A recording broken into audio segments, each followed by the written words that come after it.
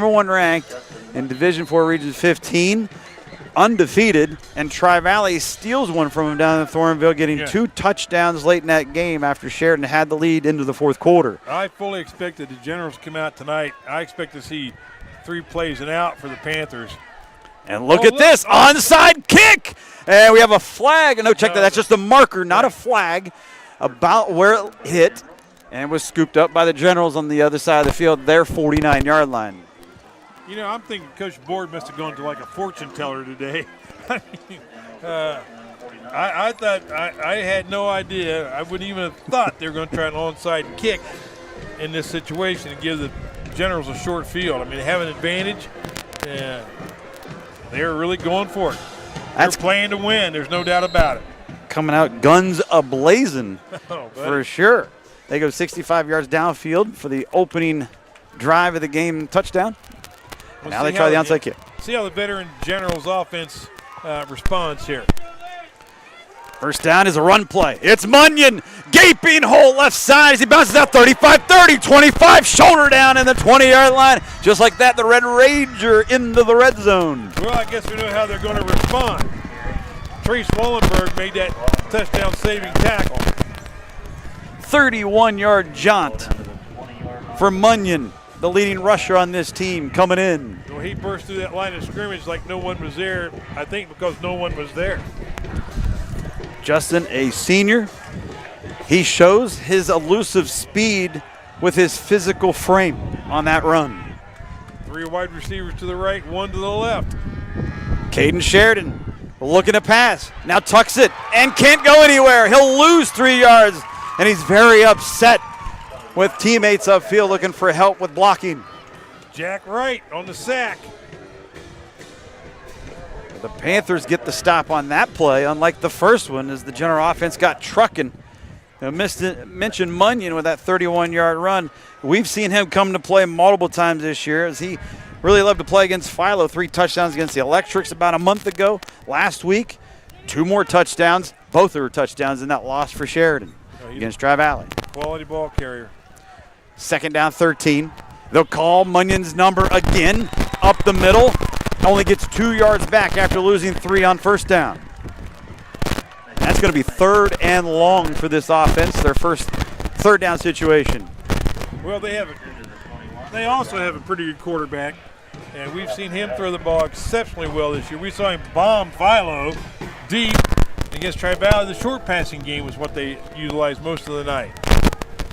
Well, Caden Sheridan coming in at about 1,500 yards passing on the year. 16 touchdowns, a couple interceptions. Out of the gun, will he pass? He will not. He'll tuck it to Munyon. Munyon around the right end. Again, lowering that shoulder, but the Panthers defense there to greet him for just a short gain on 3rd and long. Chase Dumont, number 2, is the first guy on the scene. He took the brunt of the blow, but he hung on. His teammates caught up. Threw Munyon to the ground. 4th down. See what the Generals have on 4th down. Only 3 yards on that one from Munyon. 4th and 8. So you're seeing a lot of interesting stuff here at the outset of this one. We're just halfway through. 5:50 and counting first quarter. Panthers 8, Generals 0 on the Community Bank Game of the Week. It's a screen pass situation here. Looking to fire left side. Caught, but short. And the Panther defense has turned the General offense over on downs. Completed pass over there to Evan Anderson, however, short by a couple yards. As he got 5 to the 13, Sheridan needed 8, and New Lexington holds with that defense at the 13-yard line to get the ball back. Coach Kevin Board got to be super thrilled with the outset of this one. His defense stepped up. I'll tell you what, Nick Finley just made Coach Board look a whole lot smarter after that onside kick. Nice tackle by Nick Finley. Meanwhile, Coach Paul Culver III. They're having trouble getting 11 guys on the field. Not too thrilled whatsoever as you see Stevens calling a guy in motion to the right. He'll hand this one off out of the gun with a direct snap. And this play will only pick up maybe 2 to the 15, greeted by that front of the Generals, that veteran front. Well, that was a high snap again. Quarterback may need to talk to little brother and say, down boy. Panthers will have 2nd and 8. Both teams playoff bound, but still, bragging rights always on the line between these two. 3 receivers left. The back, and Kellogg slips out to the left. Rolling right. Stevens got all day long again, and now takes off. He does that hezzy so good, Doug, and he nearly picks up a first down run over there on the far side. He's got some feet to go with that arm. Wow. He will get 5 yards, steps out over there at the 20, about 3 yards short, but that quick burst by Stevens, the junior QB, showed. Well, Sheridan just can't get to him with 3 guys. I mean, I'm sure they will eventually. But with 3 guys rushing, he has too many running lanes to escape. This is a big defensive play for the Sheridan defense. They want to get it back and get going. Here they go. They read this pass play. It's caught out near the 20, and that was Munyon on the stop, and he's not going to get away from him, as Munyon will hold the receiver to just a 1-yard play on that catch. And that is Schwindeman, the junior wideout for New Lex, hauling it in. Schwindeman he reversed his field and turned back to the inside, tried to fool the defensive back, and Munyon was standing there waiting on him. Schwindeman was busy last week as well in the win over Crooksville. 6 catches, 70 yards, and 3 tutties in the win over the Ceramics. Not to be able to get away on that last completed pass. Oh, right there. Oh, angle dug right about midfield. Let's see where the stripes down on the field will mark this one on the angled punt. Sheridan's going to have great field position regardless where they spot this one. I think it's going to be at least a 49. They started on their first possession of the game offensively at the 49. This time close to that. They have put it down at the 45. Well, that's an odd placement because the ball went out of bounds on the 49, but they're placing it on the 45. I don't know how they came up with that placement. The ball never even went that far. Definitely not advantageous for the Sheridan Generals. You are in New Lexington here tonight, but that doesn't mean anything necessarily to the Generals. They've won 4 straight trips here, haven't lost since 2013. It's been 10 long years. 4:18 left to go first quarter. Generals get the ball back before they could snap this one. A timeout called by Coach Culver III as they try to set up the play here. Down 8-0. Did not like what he saw. Maybe running out of time with that play clock too. This gives us a chance for our sponsors here on the MVL Game of the Week presented by Community Bank. The Community Bank, now's the perfect time to join the Go Local movement by banking locally with the Community Bank. Thanks Harley Davidson, live to ride, ride to live. Thanks quality cars and RVs, quick as a wink. Deal with Fink at Fink's Easy Leasing and Rental. Foxfire Schools, free public alternative education serving students grades K through 12. And don't forget, coming up at halftime in a little bit, CA Music House, play music for life. Join us for the CA Music House halftime show as both these 2 bands will get it on down on the turf. Generals come out from the timeout with 4:18 left to play opening quarter, down 8-0. Second time with the football. You know, Doug, first time they got it down to that red zone to the New Lexington 20-yard line, and then the Panther defense held them and turned them over. Had one good play. Munyon's long run. After that, it was a sack, a couple of short runs. They just didn't quite get to it. But look at this. And there's a flag that comes in late as the Generals are dropped for a loss for a couple in the backfield. What a play. Hines the carrier for Sheridan, Zach Hines, and huge stop. Let's see if it stands. Got a flag holding on the offense. Malachi Thresher was on the throwdown, number 59, at the end of that play, and he was enthused. Malachi Thresher thrashed Munyon on that carry.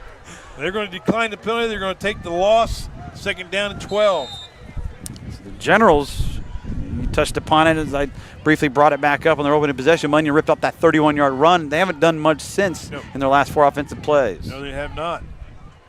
Been trying to get Munyon on track some more. They've only thrown the ball once down the field for a short completion. Press coverage. The corners are right in the face of the widest receivers. 4 receivers, 3 to the left, going to the other side, and it's just high of Ruff. The New Lexington side of the field at the 46 near the first down stick. That's why they're pressuring those receivers, because the short passing attack is really effective for the Generals. That time, the wide receiver, he was open. He got to the inside of the corner man, but the ball was high, and number 2 for New Lexington was right on the scene. Chase Dumalt, another good play by him.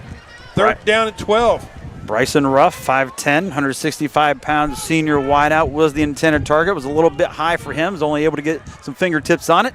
Briefly was injured last week, came back in that loss to Tri-Valley. Good to see him back out there. Here's a big third and long, as you mentioned. Sheridan got time to the right, fires downfield, open to man, streaking, and he dives and makes a fantastic catch at the New Lexington 32-yard line. I didn't see who the guy was when he started the dive for the ball, but I thought, I bet that's Winders. It was. A.J. Winders, who had 5 catches last week for 75 yards in the defeat, makes a beauty right there. Well, one of the linebackers came out of the secondary and rushed Sheridan at the last minute, but Caden got that ball off and took the hit. Winders' first reception of the night is a first down on 3rd and long when Sheridan needed it. Up to the Panther 32-yard line. Second time the Generals have been in Panther territory fairly deep. No points so far. Late stages of the first. Handoff, Hines, and he's going to go forward and be pushed from behind by the offensive line before being stacked up after 4 yards to the 28. So you see Zach Hines getting some activity now with a couple plays after Munyon delivered plenty of totes on the first possession for Sheridan offensively. They like to run a bunch of different backs out of that backfield, does Coach Culver III. They always have. Always have. You hear some feedback through on your end. We have lots of wins here tonight, that's for sure, here at the Rock as we are up top in the press box. Apologize for any inconvenience if it is on your end. Hearing that, as there's a pass downfield for a first down again for Sheridan as they've gone to the air with success the last few plays to the 11. Well, I was really impressed the first time we saw Caden Sheridan play in Philo. His accuracy. It's just as good tonight as it was then. I believe that was Bryson Ruff calling that one in, number 21 for the Generals, for a pickup of about 17 yards. So the Generals knocking on the door. Clock running here with 2:15 and counting in this opening quarter. As the Generals will bring out 4 receivers, Doug, 3 to the right side, 1 back in Hines, and immediately passing to the right. There's a screen over there, and looking for help was Winders, and he was unable to get it as he got a yard to the 10. Good job by the secondary that time for Sheridan to recognize that quick screen. And so Winders with his second catch in the last few plays. As the Generals have gone to the pass game here all of a sudden in the late stages of this first quarter. Well, they have to be a nightmare to defense. They have a tremendous running attack. They can run the triple option if they want to. They run the cross counter trap play. They run the stretch plays. And Caden Sheridan is an excellent passer. So it's just a nightmare to defense these guys.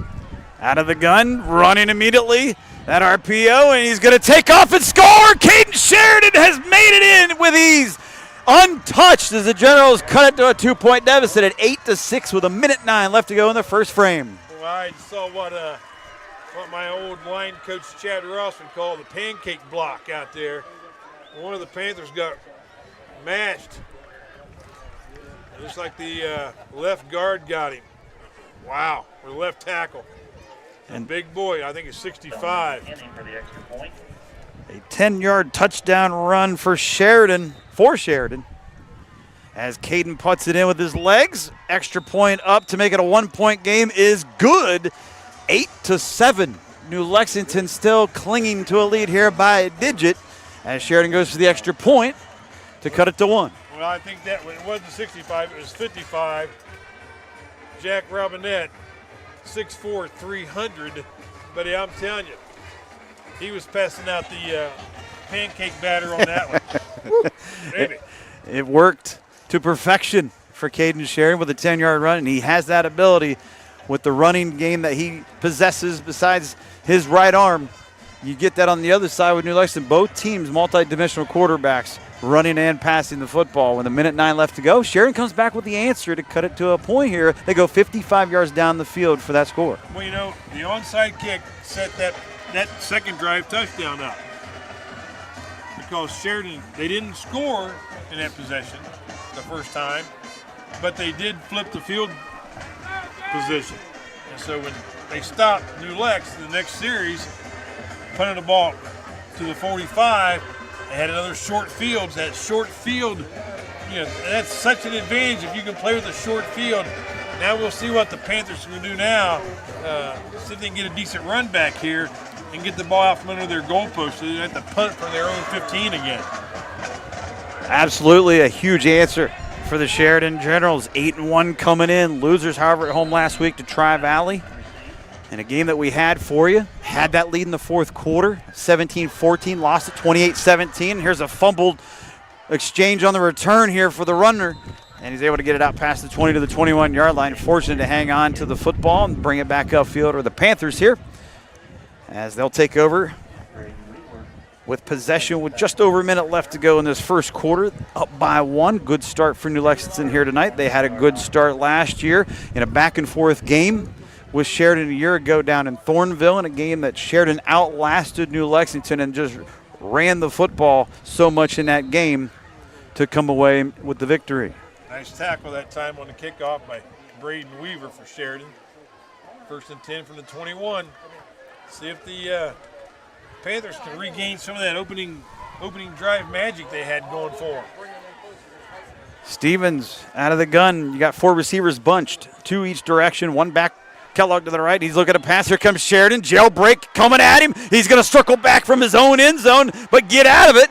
He could pass or run. He's going to decide to run. Nice move by Stevens to pick up 26 yards when it seemed like he ran the length of the field. Well, he picked up 6 or 7 yards, but I think he probably did put in at least a half a mile that time. I don't know if he's a track guy or not, but the track coach might want to, talk to him. All your efforts, and you get 5 yards out of that, and got to be winded, literally. His path took him into the end zone. Yeah. They're lucky to get 5. 2nd and 5 after that run by Stevens. Here comes the linebackers. Looks left, streaking sidelines and losing his footing. What could have been a for sure catch and first down downfield for the wideout in number 10, Bentley Hanson, who had the touchdown for New Lexington earlier in the quarter. I think Stevens didn't get a good throw on that one. I think he kind of lost the grip on it a little bit. That ball wobbled out there, and I think if he had gotten all he wanted on that thing, that would have been a sure completion. Instead, it will be New Lex facing a 3rd down and 5. Well, this is an important play for the Panthers. They don't want to give these guys another 1st and 10 at their 40 or 45. Here comes a jailbreak blitz. Look. In trouble, Stevens finds his man, and he goes back to him. It's caught this time for a first down. Hit as he threw that one, Doug. Talk about the composure and the character by Stevens. Well, that time Sheridan sent about 5 guys. They were not going to mess around with this quarterback situation, and he still got away. Converted to Hanson downfield with that catch to the 37 as they'll move the chains. Final 9 seconds left of the quarter. Could be your final play of the first quarter. 4 receivers, 3 to the left, short side of the field, looking left. Stevens, flushed. He's got an alleyway. Look out. Cuts back against the grain on this turf. Past the 40, 43-yard line. Finally tripped up over there on the far side by Munyon. And that's how your exciting first quarter will come to a close at the Rock. It is a ball game. We'll step aside for a break. You're immersed in the MVL Game of the Week presented by Community Bank. It is 8-7 in favor of the home team, the New Lexington Panthers, trying to get the W and end a 9-game losing streak to the rival Sheridan Generals.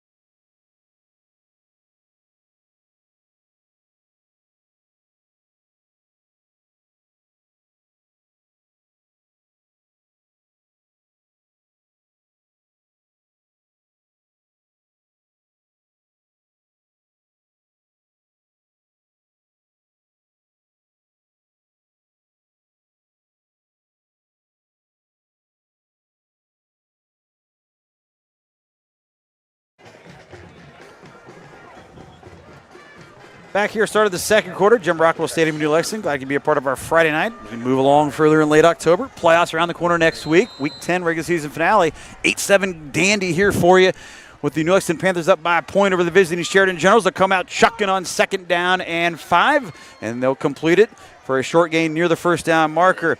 Doug, we just got word that West Muskingum's own Rashid Cisse got his 38th touchdown. He got a couple here in this first half tonight against Meadowbrook and the Colts. We'll see Cisse and the Tornadoes next week. They're playoff bound in Division 5. That's an MVL record. Congratulations to Cisse. As the next play is a first down on 3rd and short with ease for the Panthers. No doubt about it. Stevens took the snap from Stevens and kept the ball. Picked up about enough for the first down with plenty more to go with it. Our own Matt Mahalko filling us in with that Cisse info. Appreciate that, Matt. 5 receivers, 3 to the right, 2 over on that short side on the left side, far side from us. Congratulations, Rashid. It's been fun to watch him play. Oh, it has been. We'll see him again. They're guaranteed a home game with a victory tonight. They were the 6th seed in Division 5, Region 19, entering play this evening. Back to pass. Stevens, 5-step drop, now rolling to his right, and he's looking downfield still for a receiver, and he'll just throw this one harmlessly away as for a souvenir. Well, Sheridan's defense has kind of changed their strategy a little bit. They're still rushing 3 guys, but number 64, I believe, is the linebacker on that side. Let's see if I can get that guy's name. And Sean Griffey. He is the spy. And he's not rushing and he's not dropping. He is shadowing the quarterback. And he is staying very close to the line of scrimmage, and that is preventing Stevens from that, wide open spaces scramble he's been making all night. Now the Panthers are the 2nd down and 10. Again, spreading the field as usual. There he is. Looking, middle of the field. He's open. It's caught by Hanson to the 21 of Sheridan. So a sizzling 20-yard play downfield to Hanson as they continue to dial up the aerial attack. Wow. I mean, I was watching this linebacker spy. I was watching Griffey all the way on that play. I didn't even see the ball released. And they're quickly going to go into an offensive set and run a play. Stevens looking end zone, now cuts it down underneath, and it's intercepted. Speaking of cutting, did Munyon get it, or was it trapped? It's intercepted, says the near official. Yes, it is. And the Generals have stopped the New Lexington scoring opportunity. Well, that was Stevens' first mistake. He tried to make something out of nothing, and Munyon made him pay. Huge play by Munyon and that Sheridan defense as the Panthers are coming down the field quickly for points. And Stevens throws his first interception of the night. Last week, 4 touchdown tosses in the 35-0 win over Crooksville. He did throw a pick last week in the win over Crooksville for what it's worth, and he throws his first tonight. Untimely as his team is trying to go back up. Oh, my, yes. With another score. Here comes Sheridan, though. Now they're riding the momentum. They got the last points with a touchdown. They get the turnover here. Here comes the pass from Caden Sheridan out there, and it's hauled in. No, knocked away. It appeared Winders might have had it, but knocked away with a mitt. Well, New Lex was coming with a blitz that time. The play action fakes, they give their pass rushers a little extra step that time. Anytime you play action fake and there's a blitz coming, that means your quarterback's back is turned to the linebacker just chasing him down. So Sheridan did a nice job getting rid of that ball. Harrison Ratliff on the knockdown for New Lex, preventing that catch over on the side for Winders. 10:36 left to go in our first half. 8-7. Tight one for you between these Perry County rivals in Week 10. Regular season finale for both before the playoffs and postseason for us as well. We have whistles and a timeout called by Coach Paul Culver III. Again, that is the 2nd timeout called by Coach Culver III with plenty of change left on this second quarter clock. Well, I can see Coach Culver there on the far side. He's not real happy with his troops right now. Speaking of Coach Culver, undefeated, 7-0 in his previous 7 meetings with New Lexington. This is the 8th time playing him, as this is his 8th season. Closest games in this series for Coach Culver in the last 2 years. The 11-point win at home last year, 12-point win 2 years ago here. Other than that, he was handily crushing New Lexington in the early years as head coach here at the school. 68-19 coming in. Fantastic job overall for Culver III. And right here, like you said, not liking it team down 1 and already burned timeout number 2 with a lot of time left to go. Yes. Well, you know, the Sheridan film crew's up here with us, and Mike Tolliver is on that crew, and he was an assistant coach at Crooksville during my time there. And he was telling me, we were talking about the history of these two teams. Sheridan was formed in 1960. They didn't beat New Lexington until 1984 in football. Wow. That's unbelievable these days to go a couple decades. How times have changed. And speaking of how times have changed, you thought Munyon was on the ground and he somehow stays up as it was a tush-push of a different sort to go downfield with that run still. Well, he went down, but he went down on the bodies of his tacklers. He didn't touch the ground with an elbow or knee, and he was still up. Taking it all the way to the 34-yard line for a first down. I mean, that would have been an important stop for the Panthers. Turns out to be a first down for the Generals. What a player he is. He probably drives the bus.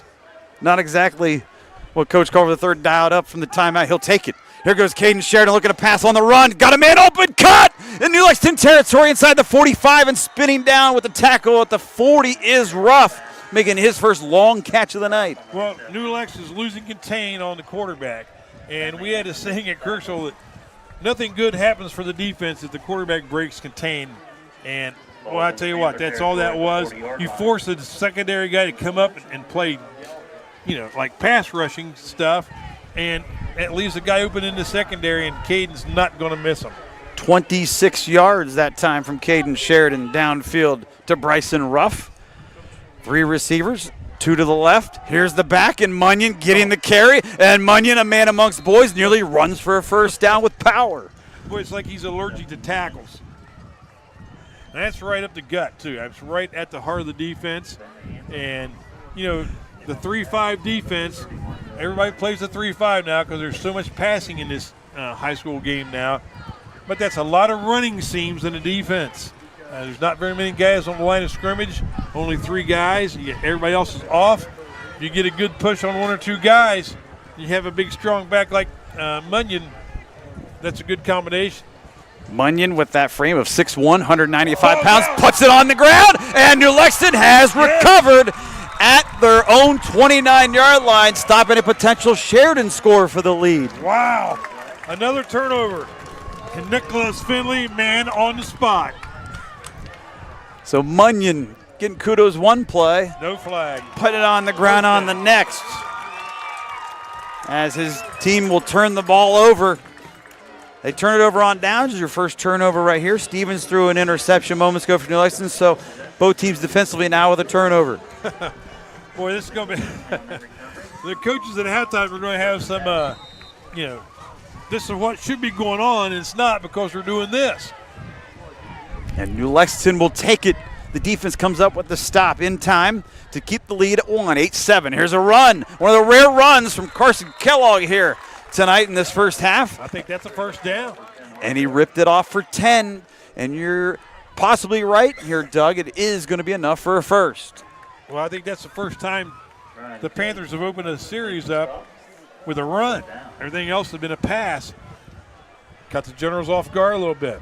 4 receivers, 3 to the right. Go back to the ground game. Oh. Kellogg swung around for a loss.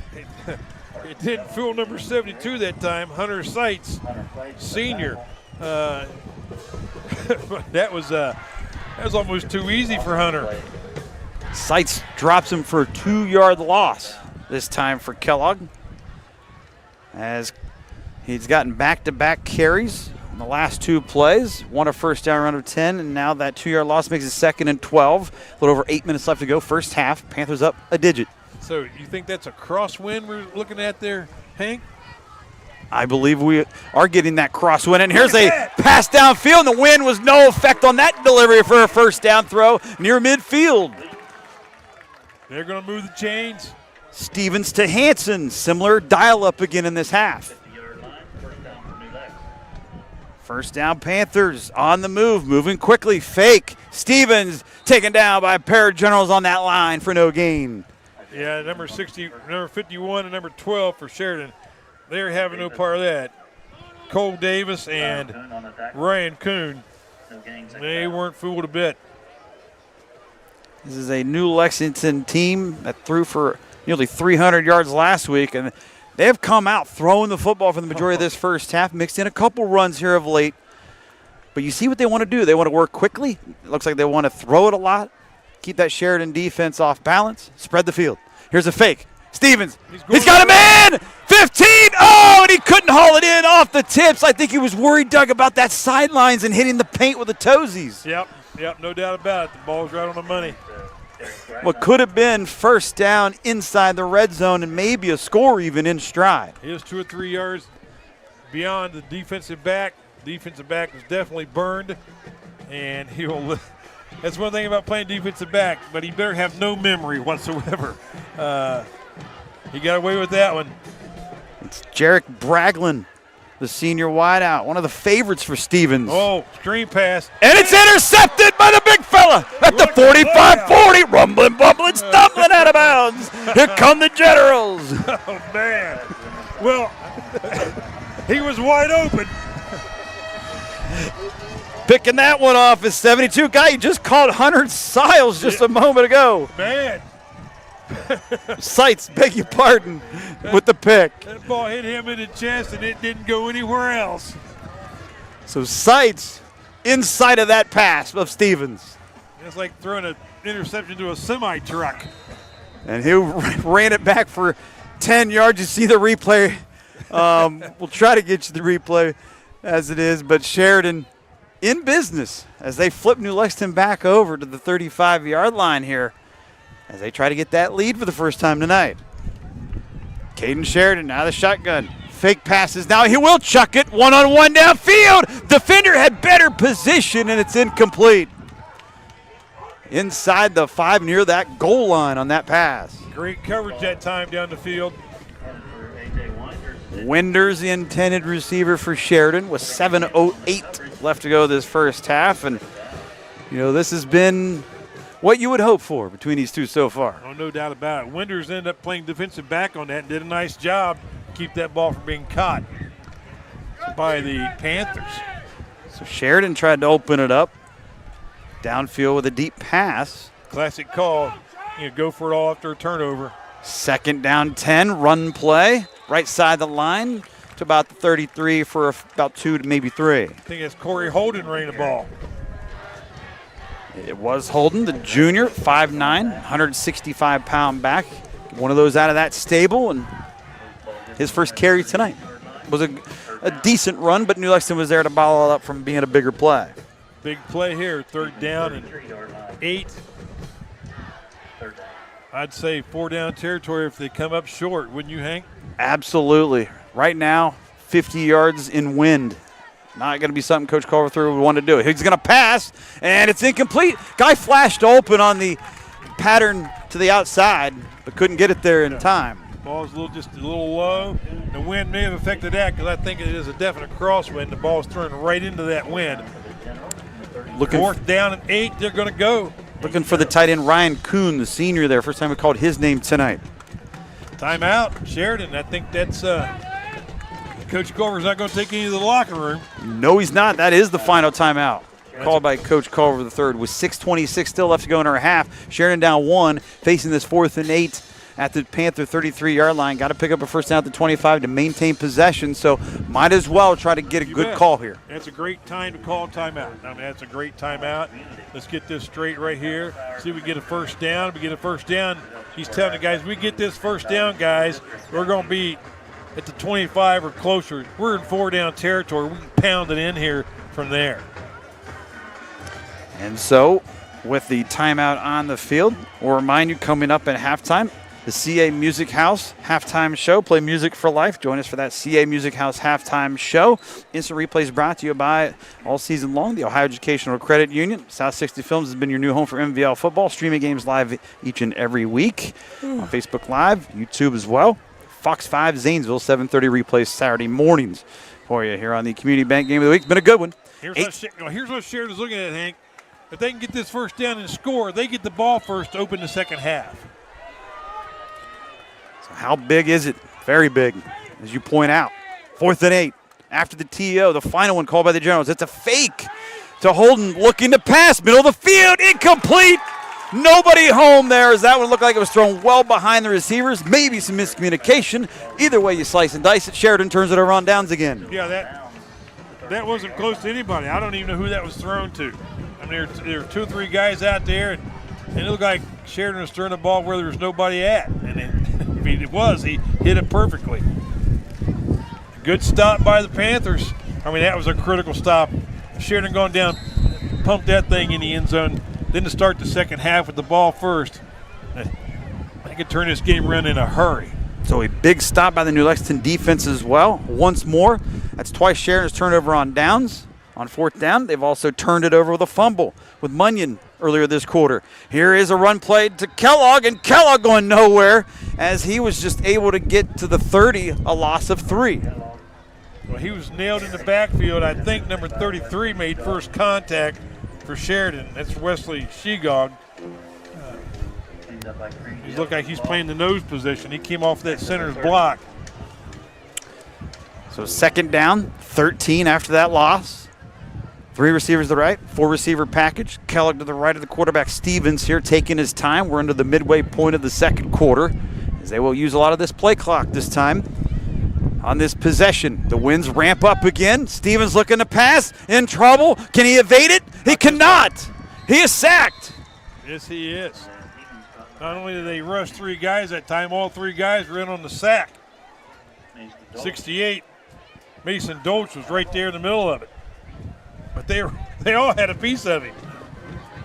And right now, the general defense now picking it up, as New Lexington's offense is going backwards after holding on downs with that defense. If they, I fully expect them to hold these guys here in this play, and if they do, they're going to get the ball back with plenty of time. Kellogg out of the backfield to the left. 4 receivers with Kellogg downfield. Stevens flushed again, this time to the right. General defense stays home and able to get Stevens short of the first down, well shy of the first down despite positive yards. Well, it's positive yards, but he should have stayed in bounds. Run that clock. He goes out of bounds with 4:54 to go until the half. Great point. And it will be 4th down. About 7 needed for the first down, so Stevens did pick up about 9, but not enough. Yeah, the Generals are fresh out of timeouts. That could be critical here. You can run another 30 or 40 seconds off of that clock, and they're going to get the ball back with a little over 4:50 left. Here's a high punt. Fair catch. Fair caught at the 37 by Winders for Sheridan, where they'll take over possession this time around on offense. 4:48 left to go. Plenty of time, even though they're out of timeouts. And we also have some score updates, hopefully, to pass along for you at halftime as we change possession here, Doug. You know, some other big games, especially this one. John Glenn at Tri-Valley and Dresden. We saw Tri-Valley do what they had to do last week. They win that game at home in Dresden over John Glenn. They'll win the MVL Big School Division outright. Yep. John Glenn wins it. You're looking at them and Tri-Valley already into a tie. Sheridan can make it a 3-way tie if they get the win here in New Lexington tonight. As you know, that play that Winders just made on the punt, fair catch, that may not look at, show up in the stat book, but that saved about 20 yards probably for their team.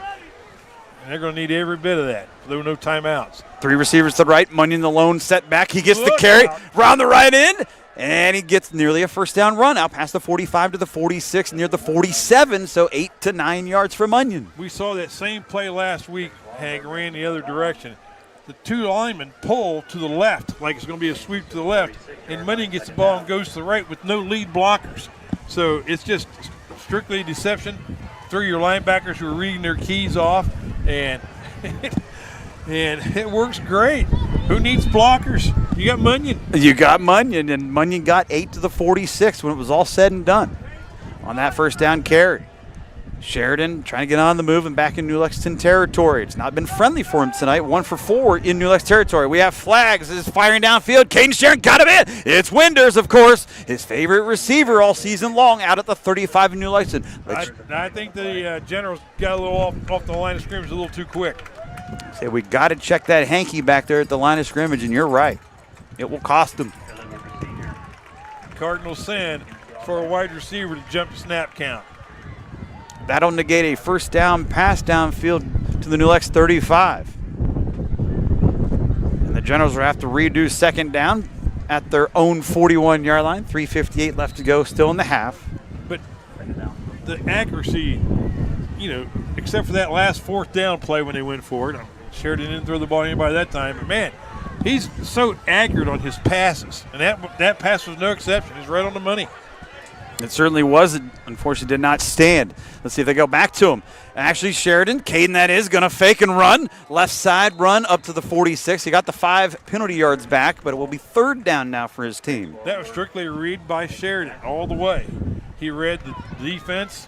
Defense collapsed on Munyon. He pulled the ball out and kept it himself. And that's what makes Sheridan so difficult, their team, to stop, because they do so many things offensively so well, and they have for about 200 years, it seems like to me. But that's a great execution that time by their quarterback, Caden Sheridan. And Caden Sheridan's going to have to come up with another play here to keep this possession and drive alive for his team. And it's going to be handed off to Munyon from Sheridan. And Munyon spinning forward, taken down near the 1st down marker. Had to get to the 48. Might be past the 48 for a first. I think Coach Board needs to remind his players on defense, just because you think Munyon's down, don't stop going to him. Because that looked like that very similar to the run where they thought they had him down here and he spun across somebody's body and kept going for the 1st down. It was a 1st down for Munyon, able to get the yards necessary on 3rd and 2. Got 3 minutes in running, Hank. He got nearly 3, under 3 minutes now left to go as Caden Sheridan looks to chuck. He's hit. He could not release it. It's on the ground. And who's got the pigskin? It's New Lexington, they say. Yes. Guess who? Finley. As the Panthers get another Sheridan fumble here in the quarter. Wow, what a great play on defense that time. Sack the quarterback, run him down, get the fumble. I think Nicholas Finley's collecting fumbles tonight. Huge stop again for New Lexington's defense. And 3 timeouts for the Panthers, and this is the best starting spot of the game for them tonight. At the Generals' 44-yard line with 2:49 left to go in our opening half. They're clinging to an 8-7 lead. All the points are scored in the first quarter. We're in a scoreless second. Had a lot of turnovers and turnaround downs in this frame. Here comes Kellogg getting the carry for about a yard on 1st down. Well, they're not surprising the Generals on 1st down with the running play anymore. Those guys up front are dominating the action right now. Kellogg's one of the area's best rushers. Came in on the night 6th in the area, as he has just about 650 yards coming in. Back to pass on 2nd and 9 all day for Stevens. Running out of time and real estate, fires downfield, and Sheridan nearly picks it off. Let's see if it's inbounds. Winders did come up with it, but they say incomplete. No INT downfield. Saying out of bounds on the sidelines. Does the official, the back judge. Well, what a play by Winders. Even if it was out of bounds, it's still a great play. So Sheridan about turns New Lexington right back over, as New Lexington getting a little bit greedy, trying to go deep downfield here late in the second quarter for the half. Well, I think Isaiah Stevens is the last 2 times he's trying to throw the ball away, he's cut it just a little too close. And if you're going to throw that thing away, you should hit somebody in the head over there behind that fence. New life, though, for New Lexington. 3rd down and 9. At the 43 is Sheridan. Stevens again, chucking right side. Got him in, streak. It's Hanson. A bobbling catch. At the 30, he'll go out of bounds for a New Lex 1st down. And they still have all their timeouts. They'll officially mark it at the 29 for 14 yards on that connection. Stevens and Hanson has been the dynamic duo for the Panther offense in this half.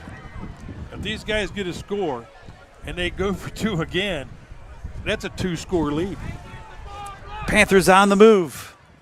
Can they go up by 2 scores?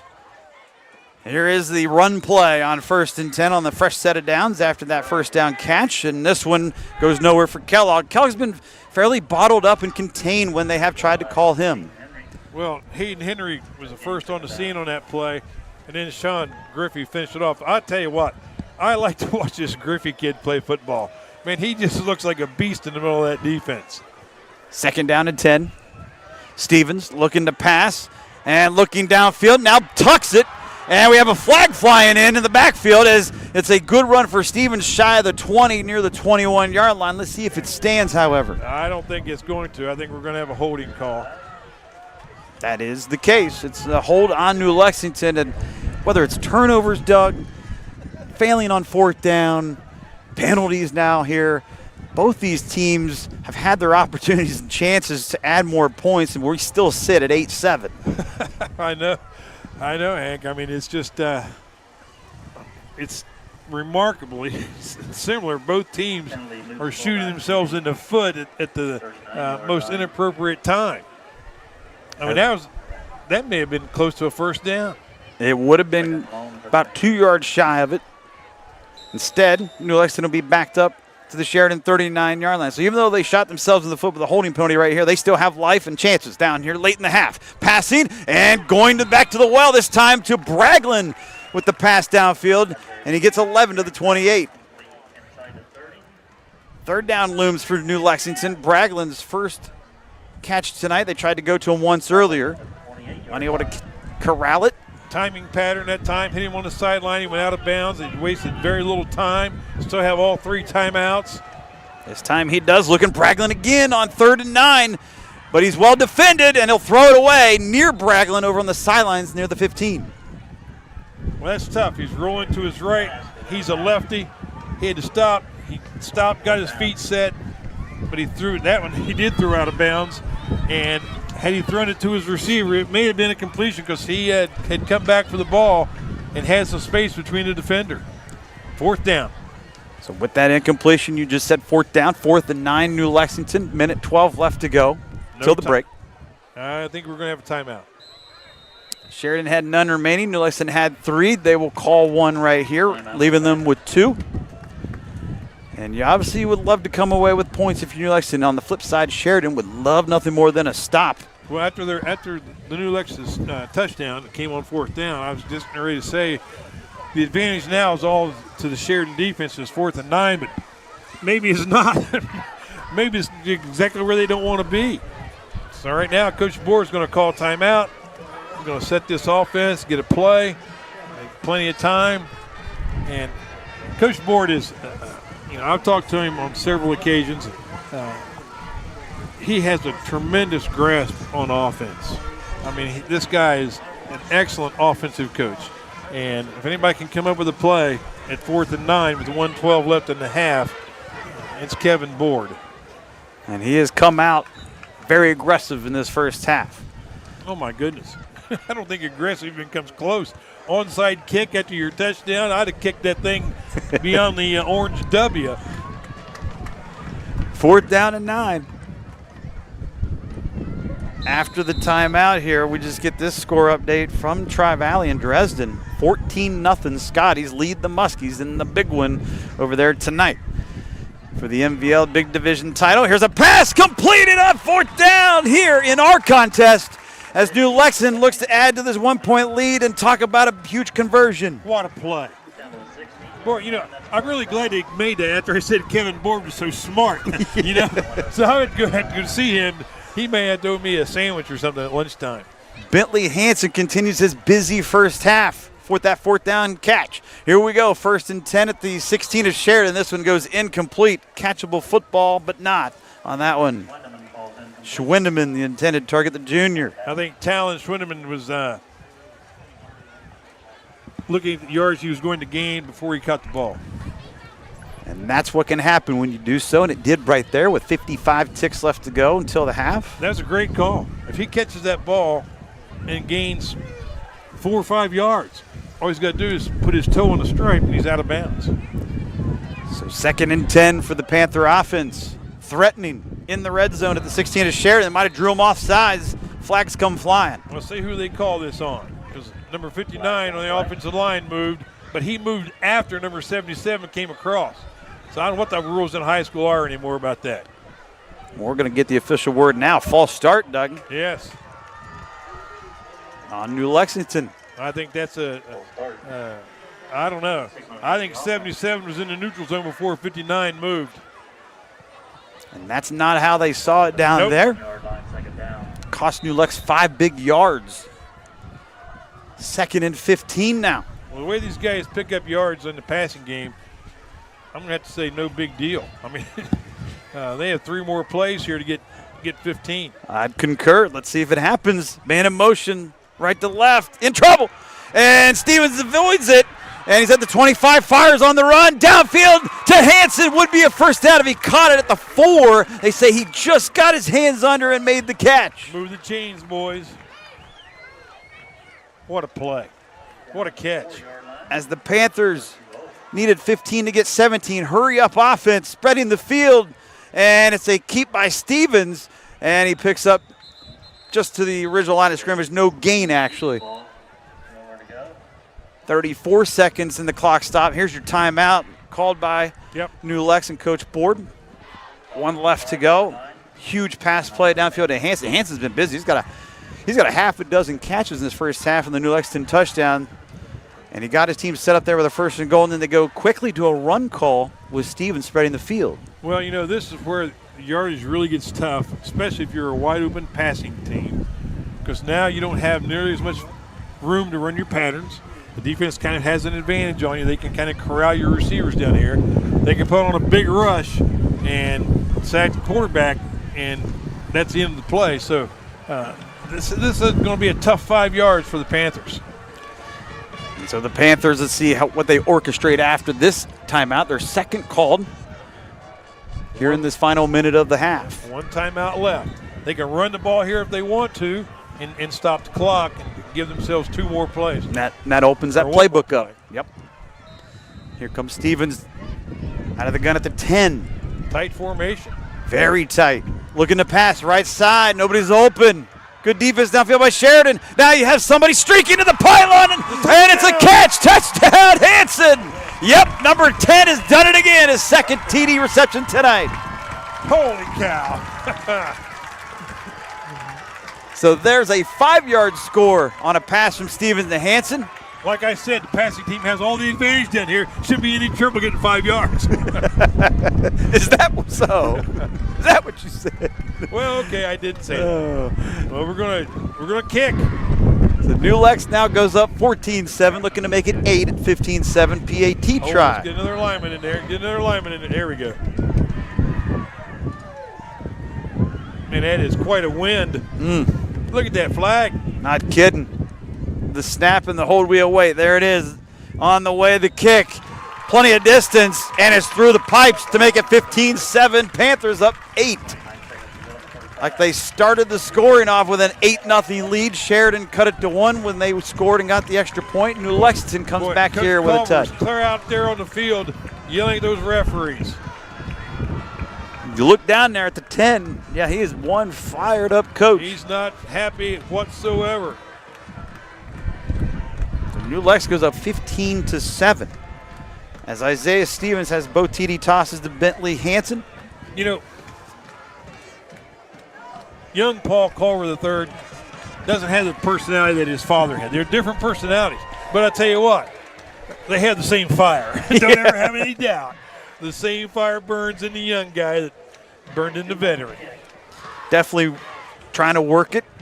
Not happy at the end of the touchdown and extra point. As it's 15-7 Panthers, and a big answer for New Lexington to end this half to go up 8. We know Sheridan's going to get the football to start the second half as well. Okay, if Coach Board calls for the onside kick here, I think we should get down on the field and give him the breathalyzer test immediately. Well, Whoop. okay. Well, I never have enough. You can hold that for just a moment, that test. Here we go. Not out of the woods just yet. Oh, I don't know, not quite an onside, but a squibber instead out the 30, and it's pounced on and covered up by the Generals at the 32. They'll take over with just 26 seconds left to go in the half. Very entertaining first half. The New Lexington Panthers up by 8. Here at 15-7, trying to stop the bleeding. It's been 10 years since they last beat the Generals. Generals are going to be operating with no timeouts. Down 15-7, 26 seconds to go. They'll spot at the 31-yard line. You just mentioned no timeouts. Does that change what Coach Culver III will elect to do right here? I think Coach Culver's so darn mad right now. I don't think we're going to be seeing anybody taking a knee. So looking to pass here with 4 receivers to each side is Caden Sheridan. He's rushed, avoids a sack, fires, and got Winders at the 42. Steps immediately out of bounds to save some clock after they get the football set. That'll move the chains. Great play by Sheridan. The big rush was on. He avoided it. No one had contained on the outside, and he ran around that corner, had the perimeter all to himself. And Winders is money. We know that. That kid's tough. So if you're a defensive back and number 5 is lined up across everybody, you better have it strapped on tight. 6'1", 170-pound senior Winders. Will they look his way again? He's cutting across the middle of the field. He's flashed open at the New Lexington 40. He doesn't see him. Instead, Caden Sheridan will run this one out of bounds after picking up 4 at the 46. Clock stopped, 11 seconds left to go. Looked like that might have been a missed opportunity downfield. Well, it didn't look to me like the guys had the proper alignment out here in the secondary. It looked to me like they were giving the advantage to the Sheridan receivers all the way. And, yeah, we had a good pass rush, but once again, there's no one keeping him in the pocket. He's running outside that pocket. He's going to burn the Panthers sooner or later on that move. At the same token, New Lexington, knowing Sheridan without timeout, says go ahead and take the middle of the field. You have to run a quick play or spike it if you're able to convert a pass downfield. Now you have flags in motion on the Generals, costing you 5 more prior to the snap. Now push it back to the 41, make things a little bit more difficult if it wasn't already difficult enough with no timeouts and 11 seconds left to go. Just hoping to hit the big one here. Well, you better believe it. I mean, they don't have time to catch anything in the field. They catch anything in the field, I just don't think they it's going to be really tough to get back to the line of scrimmage and get the playoff. 4 receivers at his disposal as usual, 2 each direction, 1 lone back. Caden Sheridan's got time. Drizzle starts to fly from the sky, and so is his pass out of bounds with 3 ticks left to go. Good coverage downfield by New Lexington. You know, in fact, my glasses are accumulating some liquid here.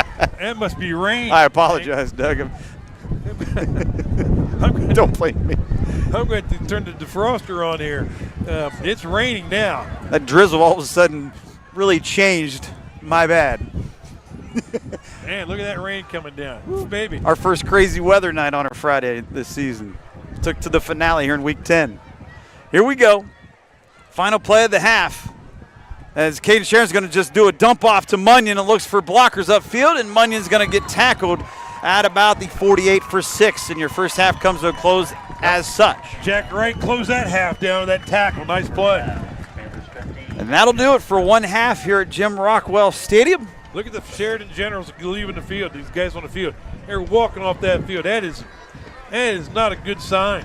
And it's not what you want to see your team doing at the end of the first half, walking off the field with their tail between their legs. And they're going to have to fight the elements to come back down 8. They do get the ball first to start the second half to the Sheridan Generals when Doug and I come back with halftime score updates hopefully for you, as well as our analysis of this first half as the New Lexington Panthers lead at the break by the score of 15-7 here on senior night in the Week 10 finale for both teams.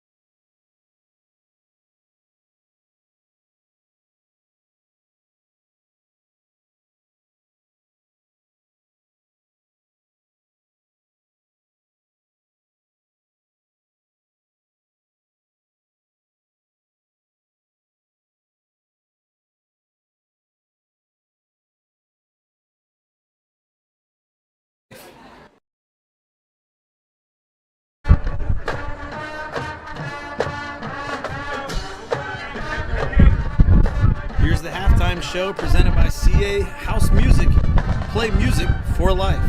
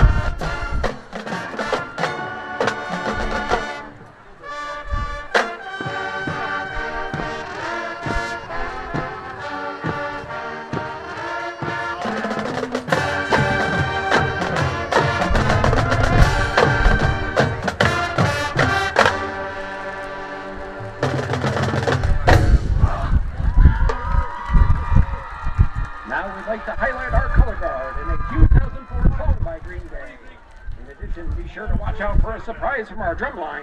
Here is American Idiot.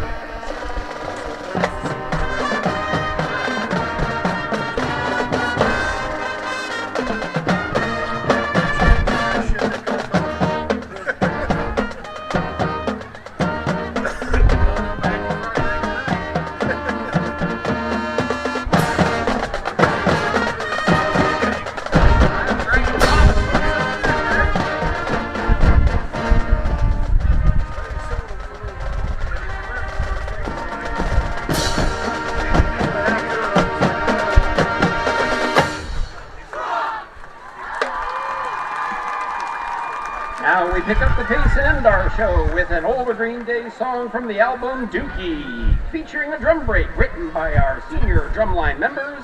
Here is Welcome to Paradise.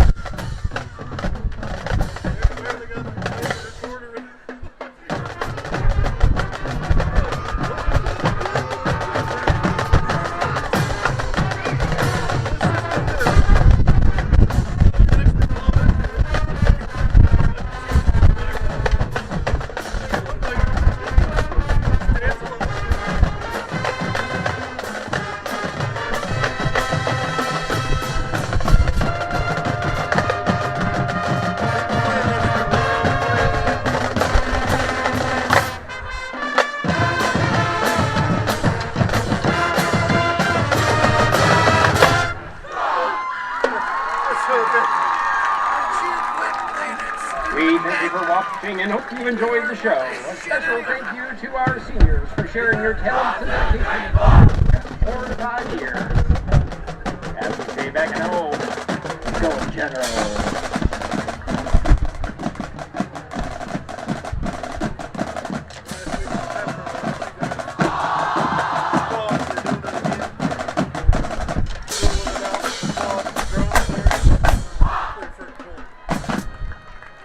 They're orange, they're black, they're on the attack. Here are your marching new Lexington Panthers.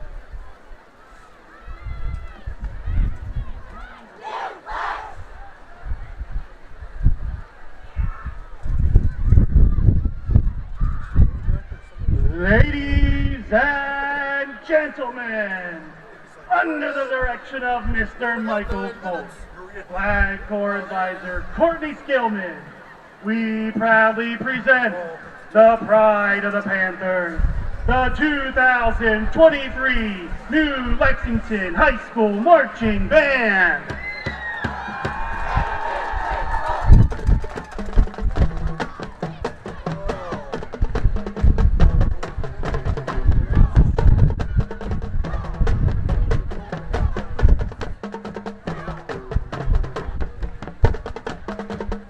For tonight's senior show, we begin with the 1986 Kenny Loggins exhilarating hit from the movie Top Gun.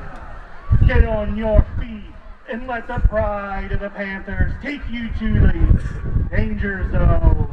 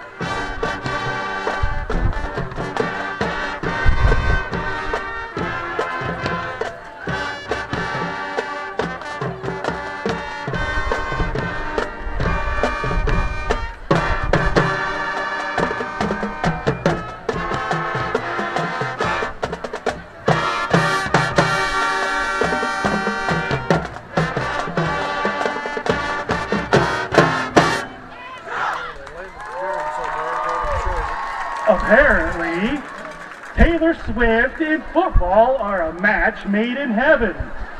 Selected from our seniors rookie band season, please get up and shake it off.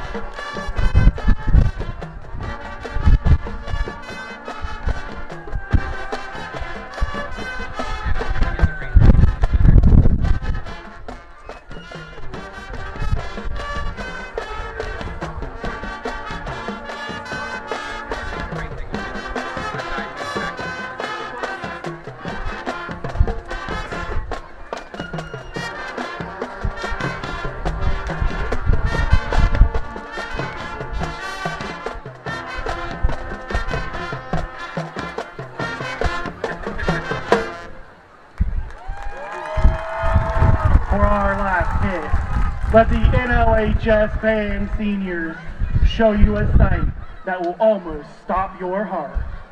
With Michael Jackson's hit, Thriller.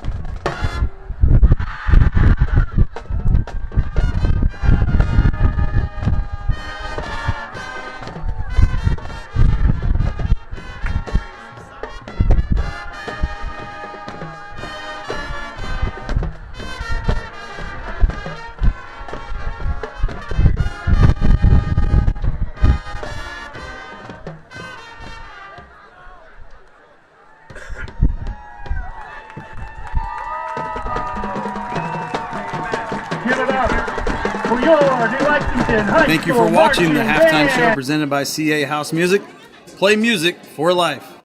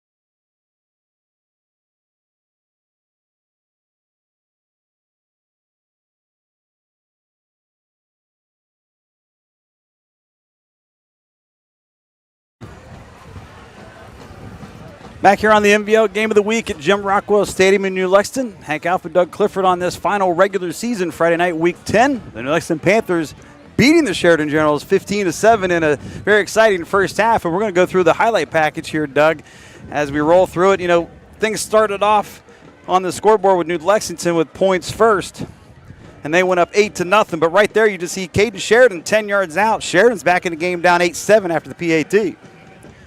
This game went back and forth the whole first half. And they would come up with an interception. Looked like the Panthers might score again, but they were denied there. There were several turnovers in this half. Sheridan put it on the ground twice. There was one fumble right there of a couple. You had both teams failing on downs, on fourth down a few different times in the half. That also prevented more points from being scored. And New Lexington gets it going. You know, what a half to Hanson right there from Stevens. Oh, what clutch throws in that last drive. Hanson had both New Lexington touchdowns receiving from 13 yards out, another one from 5 yards out, which capped off the first half scoring at 15-7. As you see the second one right there, just inside that pylon. And New Lexington is, to some, surprising some people here, but they are 5-4 and a playoff team for a reason. And rivalry games also usually play out as such. You bet. Sheridan will get the second half kickoff here. Bobbling around at the 15-yard line, run back out past the 25, and taken down high at the 26 is Zach Hines on the run back for Sheridan. Well, he just about got away with that. That happens so many times. Cameron Dumont come up with a tackle at the time. So many times a return man will fumble around with that football, and it throws the timing of the return team off, and blocking breaks down, lanes break down, and they take off. That time he made a nice return out to the 26. So the Generals will start the second half here early in the third quarter. Back deep in their own territory after the 11-yard run back by Hines. Their only touchdown in the first half, again, was a Caden Sheridan 10-yard TD run late in the first quarter that closed the deficit down to 8-7. They'll look to try to tie things up possibly, but going down the field to get a score if they go for two and get it. Here's a fake. Sheridan going to run it himself, and Caden's got a first down run, it appears, for about 11 yards to the 37. Well, that could be the ultimate in deception. They pulled the lineman one way. Munyon went the other way, like that in the first half when he carried the ball. Sheridan didn't give him the ball. He kept it and went around the end. Oh, Caden's very crafty with those feet. He's a runner. Don't be fooled, not just a passer. He showed it right there on that run of 11 yards. 3 receivers, 2 to the left. Man in motion left. Handoff Munyon. Munyon, who had a pretty good first half himself, gets a couple this time only to the 39. Tough yards in the middle right there. Nice job by the New Lex defense. Opening minute, third quarter. Sheridan looking to get on track. This is the number 2 team in Division IV Region 15. They were number 1 for the majority of the year and then tripped up at home to Tri-Valley last week and fell 1 spot. Well, you know, when these 2 teams play, you can throw all those computer points out the window. This is a backyard rivalry. You can look right over the fence and see these guys. They're right next to each other, school district-wise. It's everything we hoped it would be tonight. And here come the Generals chucking on 2nd and 8 to Munyon over there, and he makes a nice move for a first down, 10 yards, throwing out to Justin there.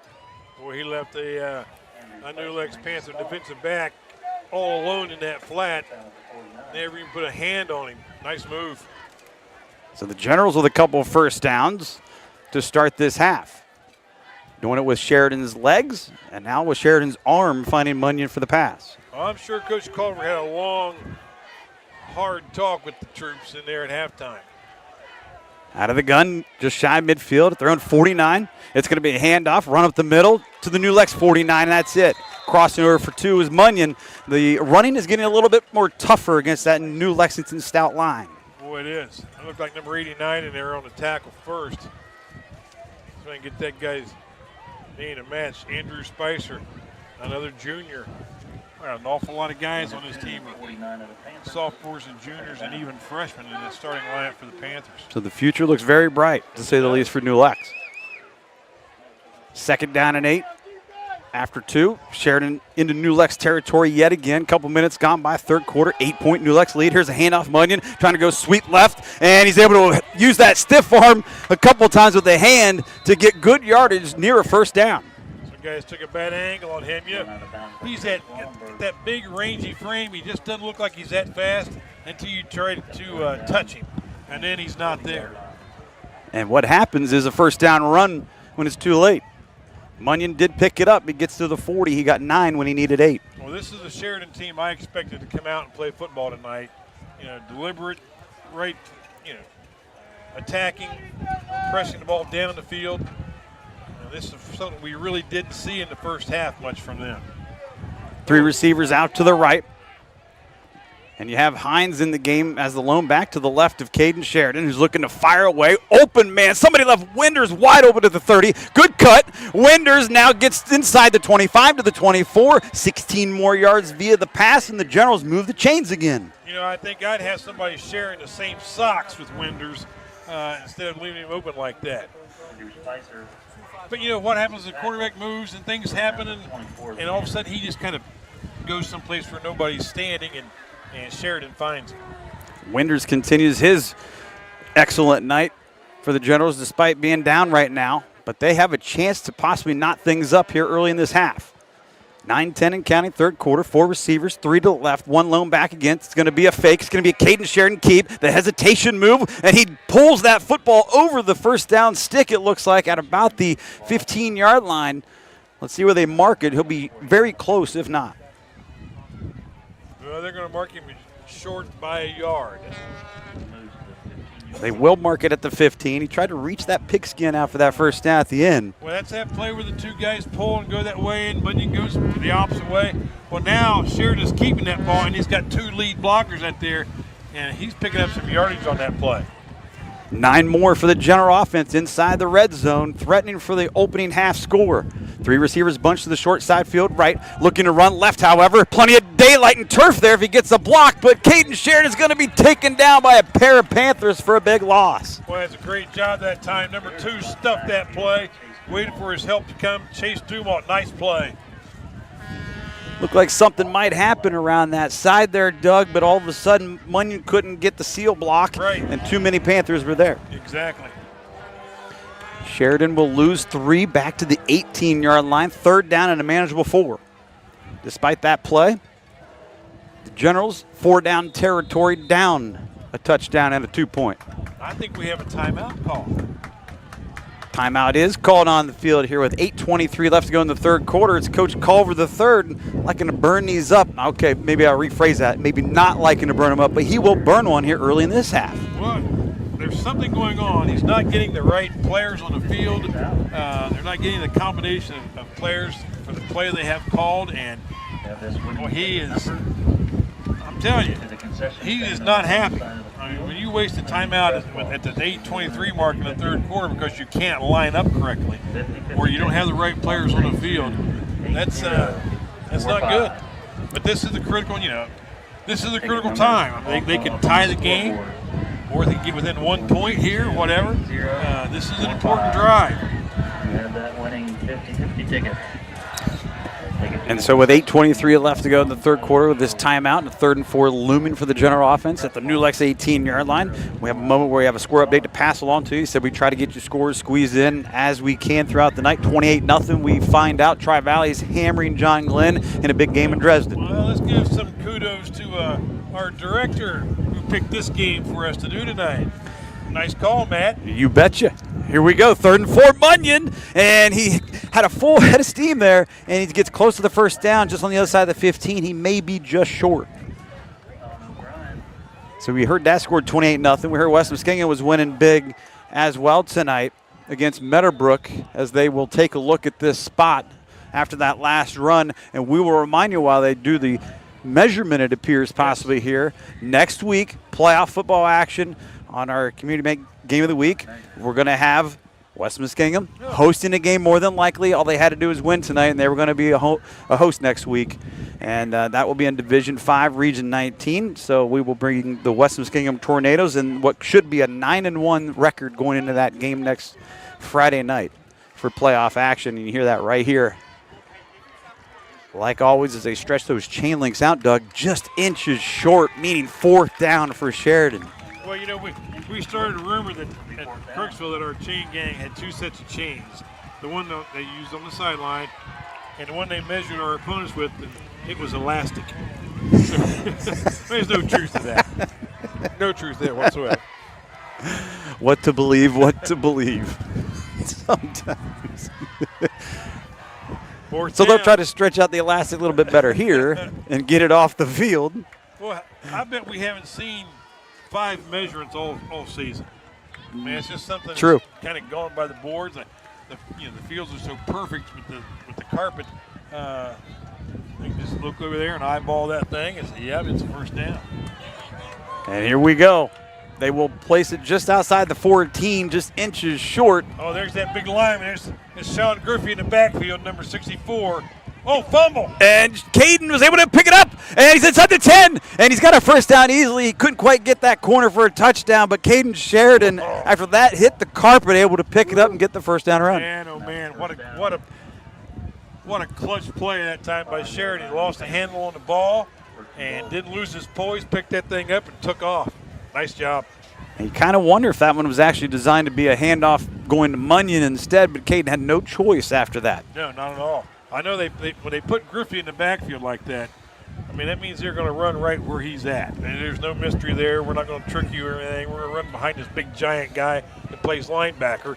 And that time the ball was dropped, still picked the 1st down up. And so with a 1st and goal at the 5, it's a handoff back to Munyon. Spins away, and he's in as he crosses past the line for the score as he's thrown down at the end. Munyon has made it a 2-point deficit for the Sheridan Generals at 15-13.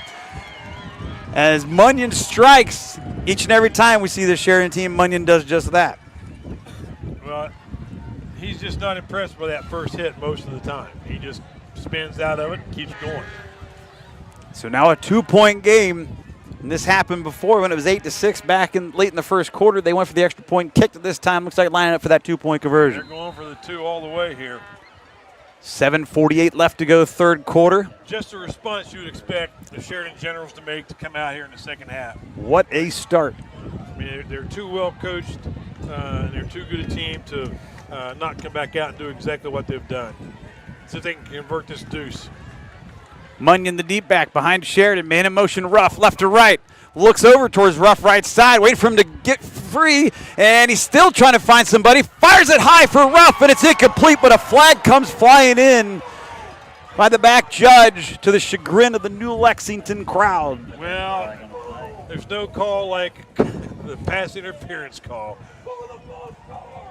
And so we expect this to be pass interference on the defense, but let's pass see. Interference on the offense. Oh.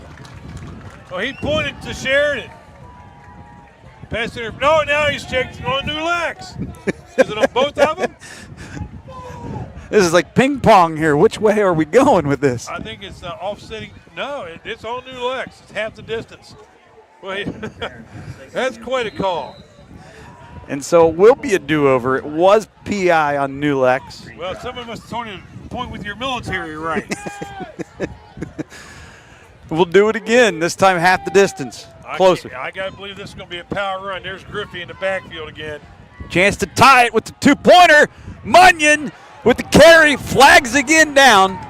And he's stacked up initially, and then he's pushed in possibly too late with progress stop. But let's check the flags, Doug. Lots of things going on here as this game continues. Goodness. So they'll sort things out yet again.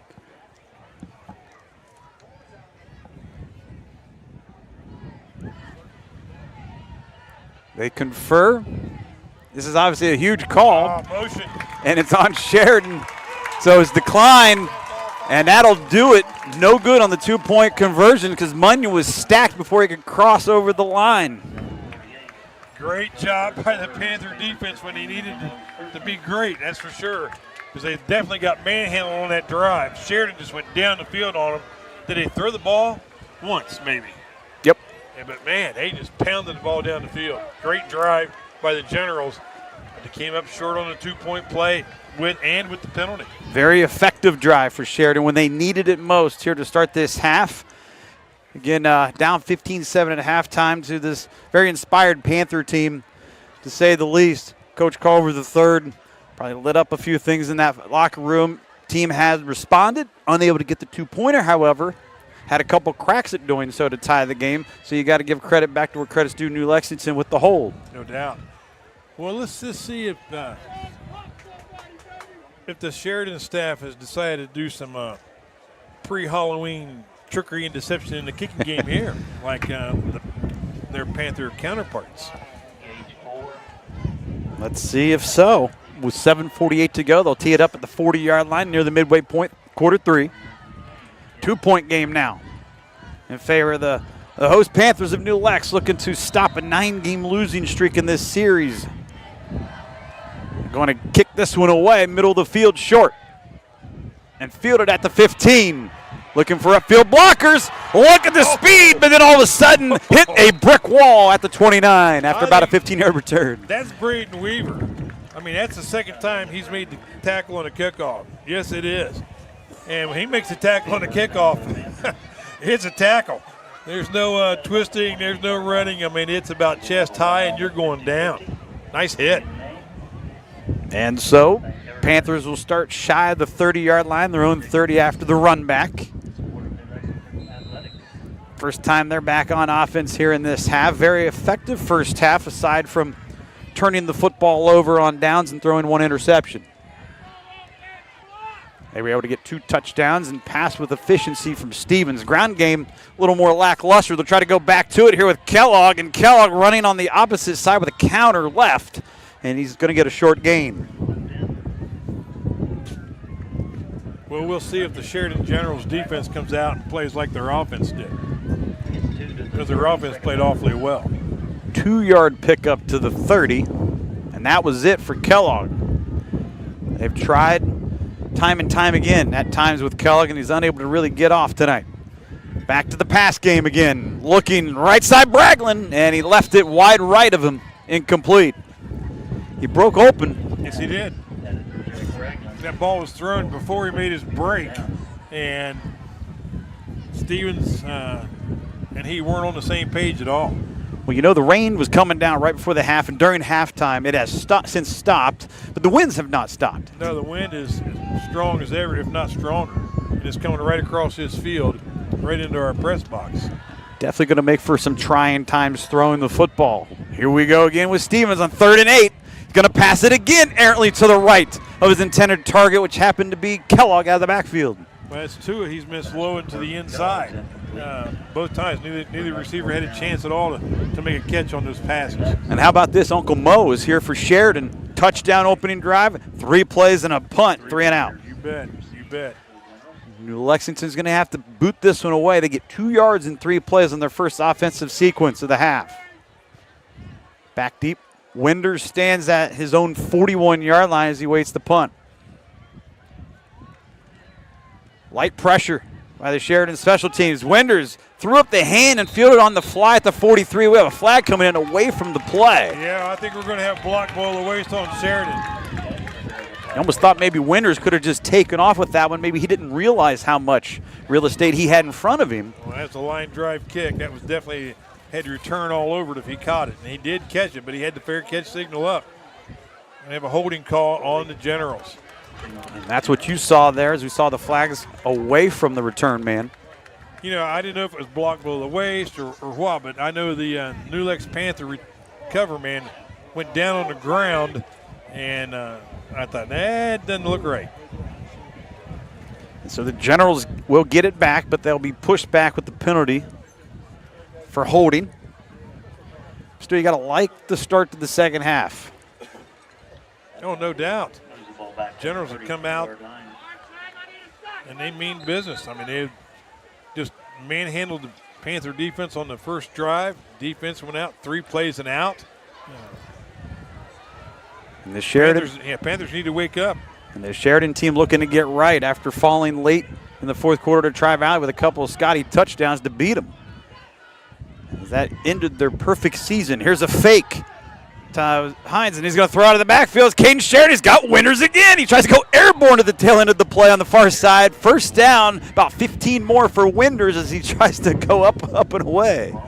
I'll tell you what, they're just letting Caden Sheridan get on the perimeter of the defense without any challenge whatsoever, and that gives his receiver time to get open, and he's throwing it basically against no rush because he's out there in the flat by himself, no contain on the defense, and that's easy pickings. First down play to Winters, puts it at the 47-yard line as the Generals look to get on the move again here. Here's a run left side, nice cut back. Oh, and a great play and downfield blocking to get to the New Lexington 40-yard line for 13 more ripped off. Well, they are just pushing these guys around right now. You know, a lot of times people think at halftime, all halftime is just a giant pep rally. Not really. I mean, you challenge your players, but then you go through some adjustments and you go through some blocking schemes and you say, here's what we need to do. Here's what we need to do. You just need to go out and execute it. The old Bill Belichick, do your job. Yeah.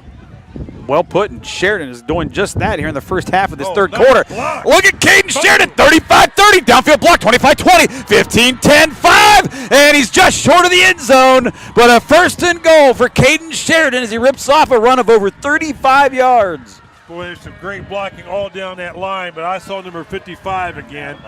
Boy, what a block. He stayed with his man and flattened him. And here come the Red Rage on the attack again in this quarter. They have a chance at their first lead of the night if they can do so. First and goal at the 3, 37 yards it'll go for Caden Sheridan. What a run. I mean, that was like he had an escort out there ahead of him and just knocked everybody down, and it was just a foot race after that. Yeah, lots of open field, nearly went the distance. Sheridan, he's going to fake, keep it, and he's going to dive in for the touchdown. Caden Sheridan has Sheridan ahead. You know, when we talked to Cam West last week at Tri-Valley, and I said, well, what do you have to do to defensively to win this game? Who do you have to stop? And there's no hesitation. He says, Caden Sheridan. He said, everything starts with him. He said, they have good players all up and down the line. He said, but it all starts with him. We don't stop him, we'll lose tonight. Well, Panthers are finding out that Caden Sheridan's going to take this game by himself here if they don't watch out. A 3-yard touchdown run from Caden Sheridan this go-around. He had a 10-yard TD run back late in the first quarter. So his second rushing touchdown of the night. They will go for 2, try to go up by 6. Sheridan's going to fake, is going to roll left. He's going to fire left corner, and it's wide and incomplete. So they fail on this 2-point try again. So Sheridan has left a few points on the board this evening, but they are now ahead by 4. Well, I'm not even going to say why that play should never have worked, but you let the quarterback run out there unmolested, and it's just a matter of time until he's going to put that ball in there. That time he just missed the throw, but he was nobody in his face, nobody putting any pressure on him. He just missed the throw. So with 6:13 left to go, near the midway point of the third quarter, the Generals get their first lead of the night. That was a 64-yard drive. Caden Sheridan did most of the damage running the football. That 37-yard run helped set up his 3-yard burst there into the end zone for the lead here at 19:15. And I don't know if you were playing squares, maybe a little early for that. Who dialed up 19:15 or numbers ending in 9 and 5? I'll tell you what, the Generals have come out. Those haven't been any short field touchdowns. They've been long drives. They've dominated the line of scrimmage. They're knocking people down. 55 is Jack Robinette, and man, I mean, he's putting some blocks on people that when he leads the play, it's impressive. 2 third-quarter touchdowns for the Generals. You wouldn't have thought they were down 15-7 at the half. They've scored 2 tutties in a blink in a minute and 35 seconds apart. Sheridan Generals know how to win. I mean, they never hit the field thinking they're going to lose. And so if you let them get up on you like this, what's going on here, boys? Near instant replay on the kickoff, except for the returner did not see it. I lost in the lights, and it'll be a touchback for New Lexington. Whoa. Well, that could have been worse than a disaster. I mean, that ball stayed in the field of play. It was live. And New Lexington lucky to maintain possession as that one bounced into that end zone for the Panthers, where they'll come set up with a new set of downs at the 25-yard line. So the return man in Gauge 4 lost it there. He had returned one after the Munyon touchdown with some authority for about 15 yards. Not a chance on that one. Well, it looked like the guys couldn't decide who was going to catch it. They both thought the other guy was, and nobody did. And there were 10 guys racing for that football in white shirts. First down and 10 is a run play for the Panthers, and it's not going to do much. Run pass option, number 10 was covered that time.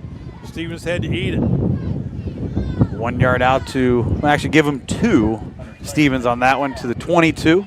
Boy, you kind of get the feeling that the Sheridan defense has kind of figured some things out.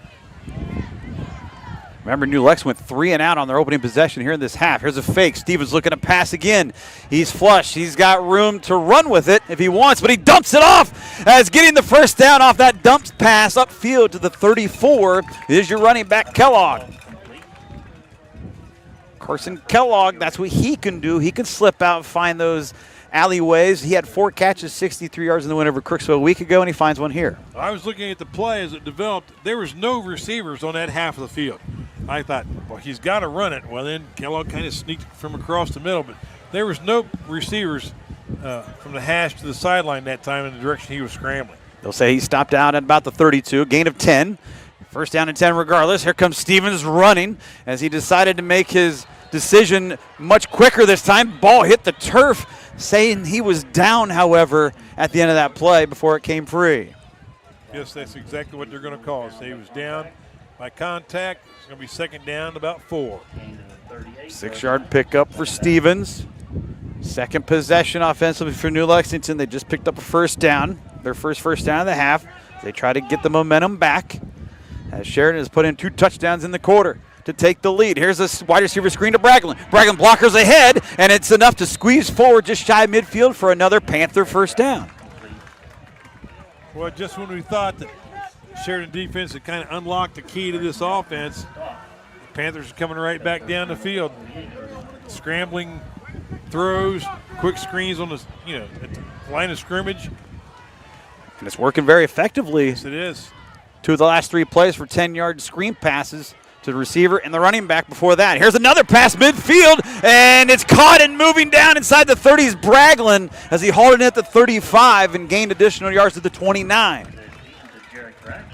He'll point the finger first down. New Lexington has something clicking here with 23 yards on that pass play. Well, you know, we saw Isaiah Stevens early in the season, and he looked good. He looks like $1 million right now. The junior QB will hand it off this time around. Big gaping hole for a first down run this time from Clark Kellogg. His best run or scamper of the night if it stands, because we see a flag potentially down there. Well, I saw one of the linemen pick off 64, Sean Griffey. It was a key block. See if it was a key hold. That would negate a huge first down run, the best of the night for Kellogg. So they are taking their time to make the indication here. Ooh, Sheridan, illegal substitution. Is that what I see? However, there's more to the story. False start in New Lexington. Offsetting penalties. Eh? Interesting. Well, we'll do that one again.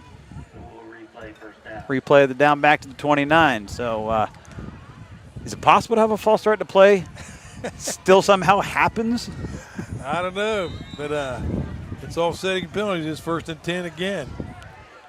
Regardless, do-over at the 29 of Sheridan. Man in motion for New Lex. Looking downfield is Stevens. He's just all of a sudden going to be almost near midfield as he is backpedaling. Now tries to fire at the 35 in traffic, and he nearly had that one intercepted.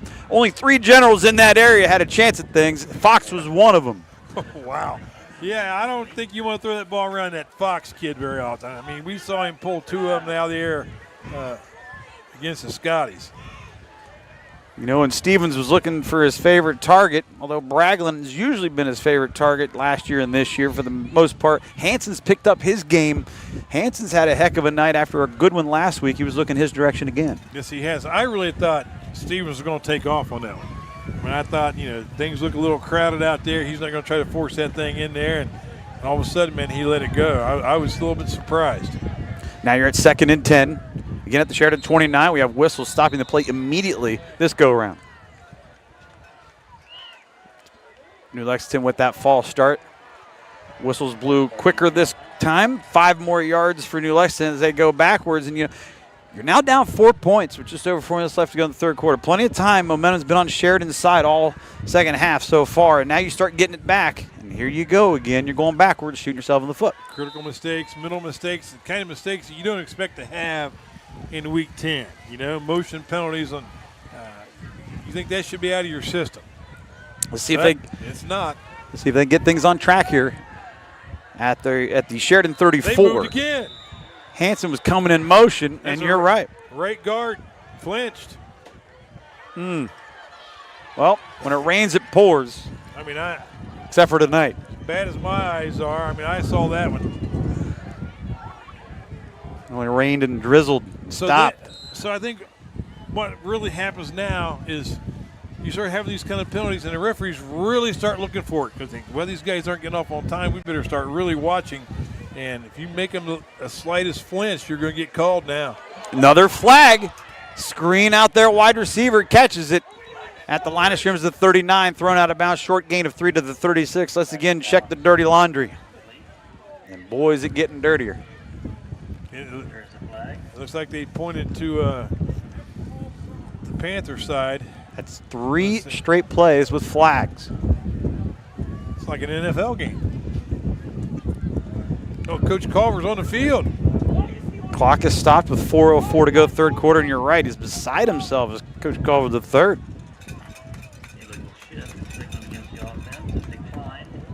Legal shift.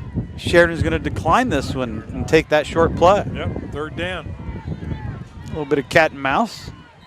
He likes his odds here, making it 3rd and long. I would too at 3rd and 15. New Lexington at the Sheridan 35. They got to get inside the 20 of the Generals. They have 2 plays to do so. Passing, left side, incomplete. Nobody home over there on the far side from us. It looked like the intended receiver was Caleb Back, but he was covered in the front, covered in the back. Well put. I like the punt. New Lexington doesn't like the play, though, and it's 4th and 15.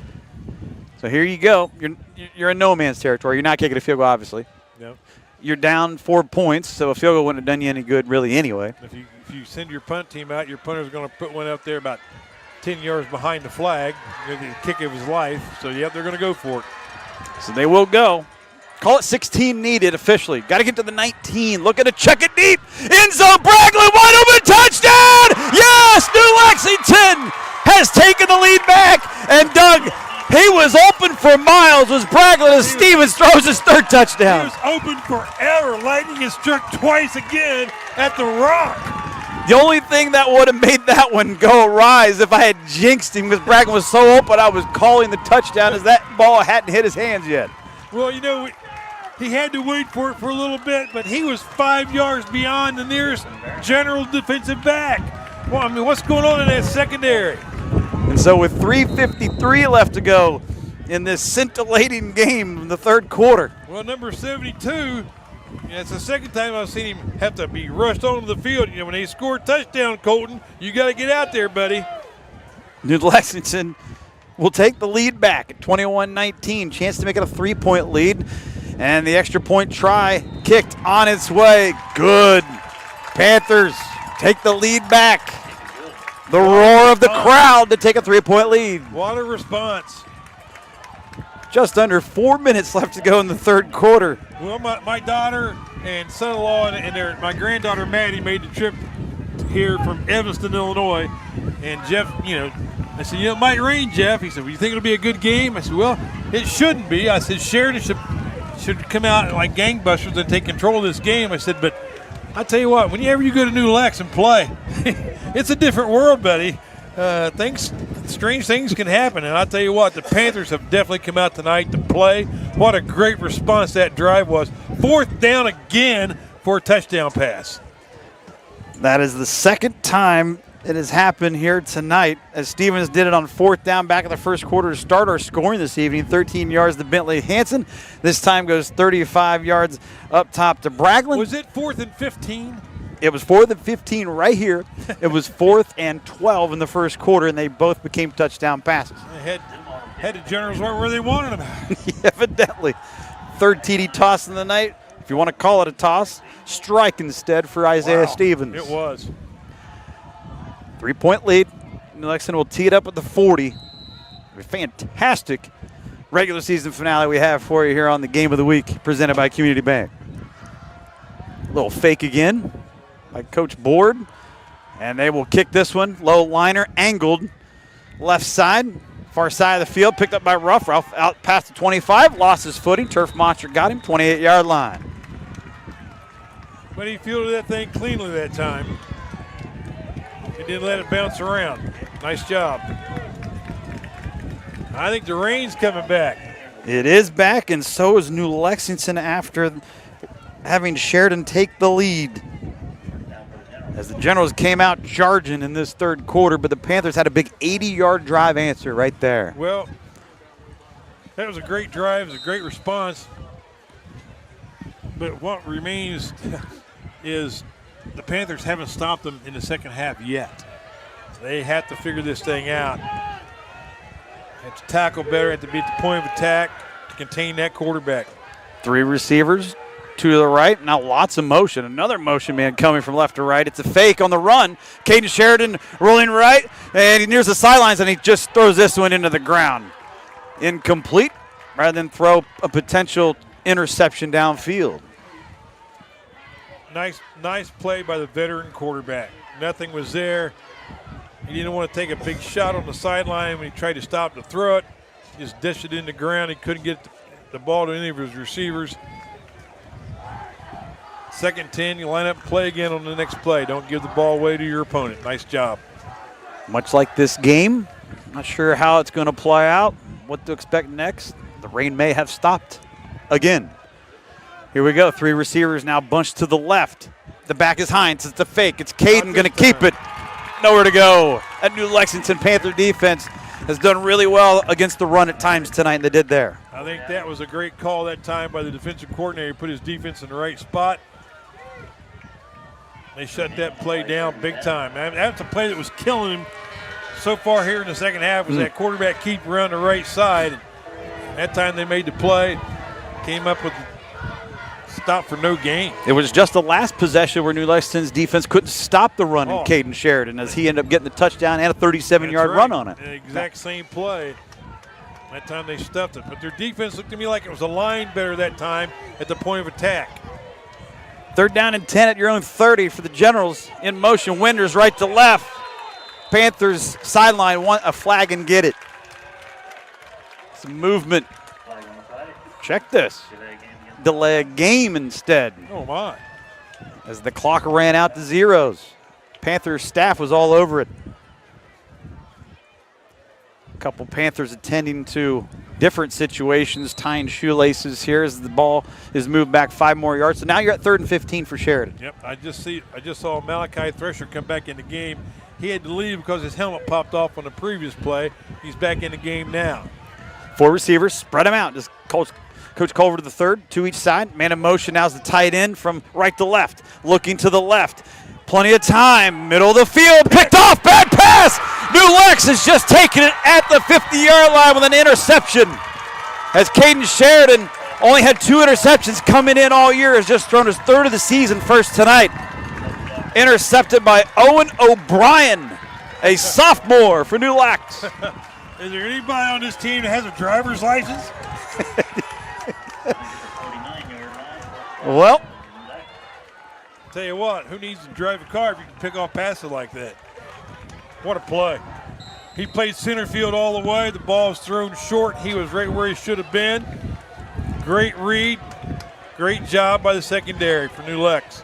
and a back-and-forth game continues here in New Lexington's Jim Rockwell Stadium tonight. 3-point Panther lead, in trouble. Stevens looking to pass, throwing sidelines out of bounds as the Generals' defensive secondary and the backers back there did an excellent job. Well, number 77 for Sheridan has been chasing Stevens all night. That's Creed Hill. Creed's going to have nightmares from chasing the number 8 all over the place. That's for sure. I think he's got him one time, but man, it's like trying to chase a raindrop. There you go. Stevens has Man, put in some mileage this evening back there. He's been chased a bunch, but not dropped many. He's going to be handing this one off on 2nd and 10, as it's going to be Kellogg, wide side of the field, somehow gets yards up to the 46 for 4 when it looked like he wasn't going to get any. he popped through there. I see Munyon getting up really slow. I think he's taking a knee. It will be 3rd down coming for New Lexington, regardless of how the tail end of that run turned out for Kellogg. A big play for both teams here as we come upon 2 minutes left to go and the clock moving in the 3rd. In motion, receiver left to right. 3 receivers that way. It's a fake. Stevens goes that way, and the man flashes over. It's Hanson. Hanson catches it for a 1st down to the Sheridan 37 near the 36. Well, that's a tough combination to stop. Stevens to Hanson standing on that sideline. That ball arrives like it's just been airmailed to him.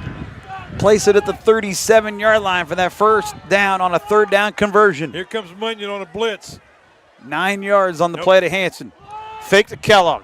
Looking to pass Stevens. Geez. Stevens to his left. Here comes 4 Generals heading his way, and he'll just chuck it airborne again into the crowd area.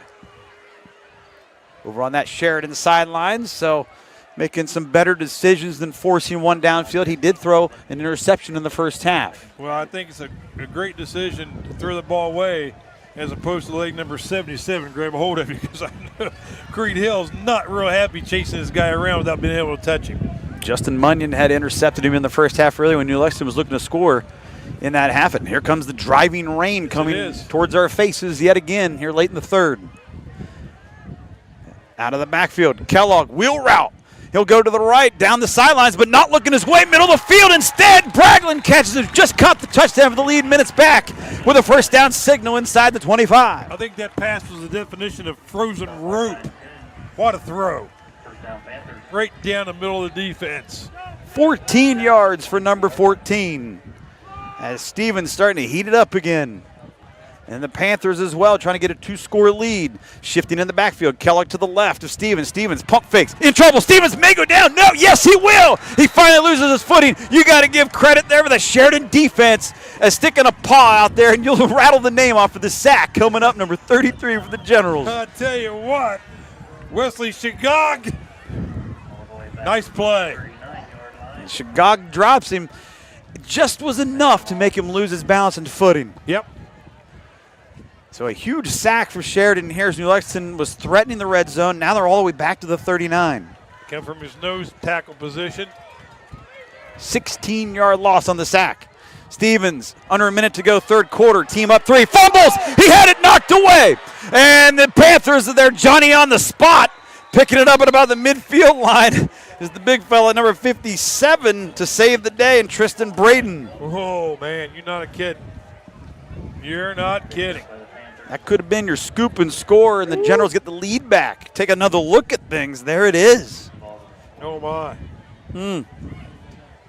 We've had some turnovers in this one, nearly had another one.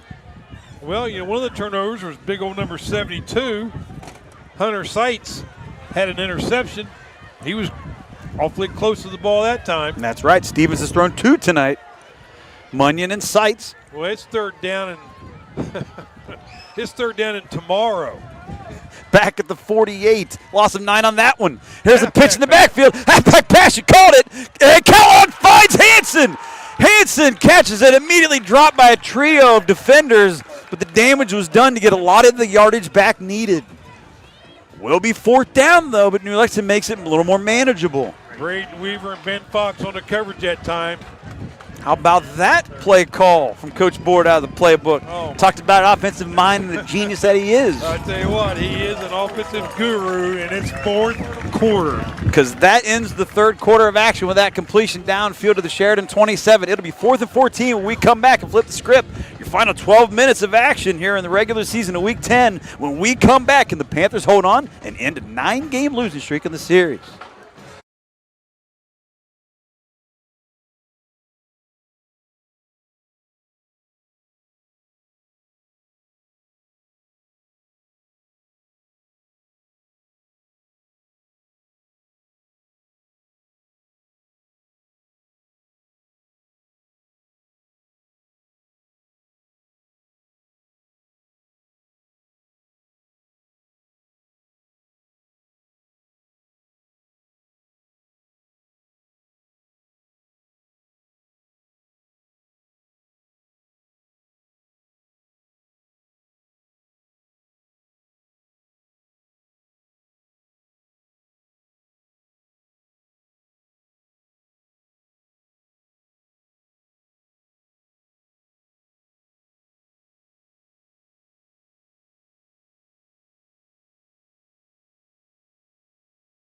We have whistles immediately. Welcome back to Jim Rockwell Stadium here on South 60 Films, your MVL Game of the Week, presented by Community Bank. With Doug Clifford, I'm Hank Alfman and Doug. Hey, it's 4th down and 14 for New Lexington. Is this where the Panthers want to be?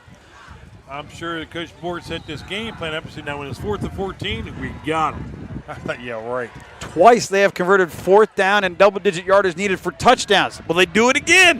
And at the 27 of Sheridan, check in, and instead they will get the touchdown, but they get the 1st down, and 1st and goal, New Lex. Wow. I've never seen anything like it. I've never seen so many 4th and 14s converted at this end of the football field in my entire life. I mean, that's amazing. Great job by the Panthers. Can you believe it?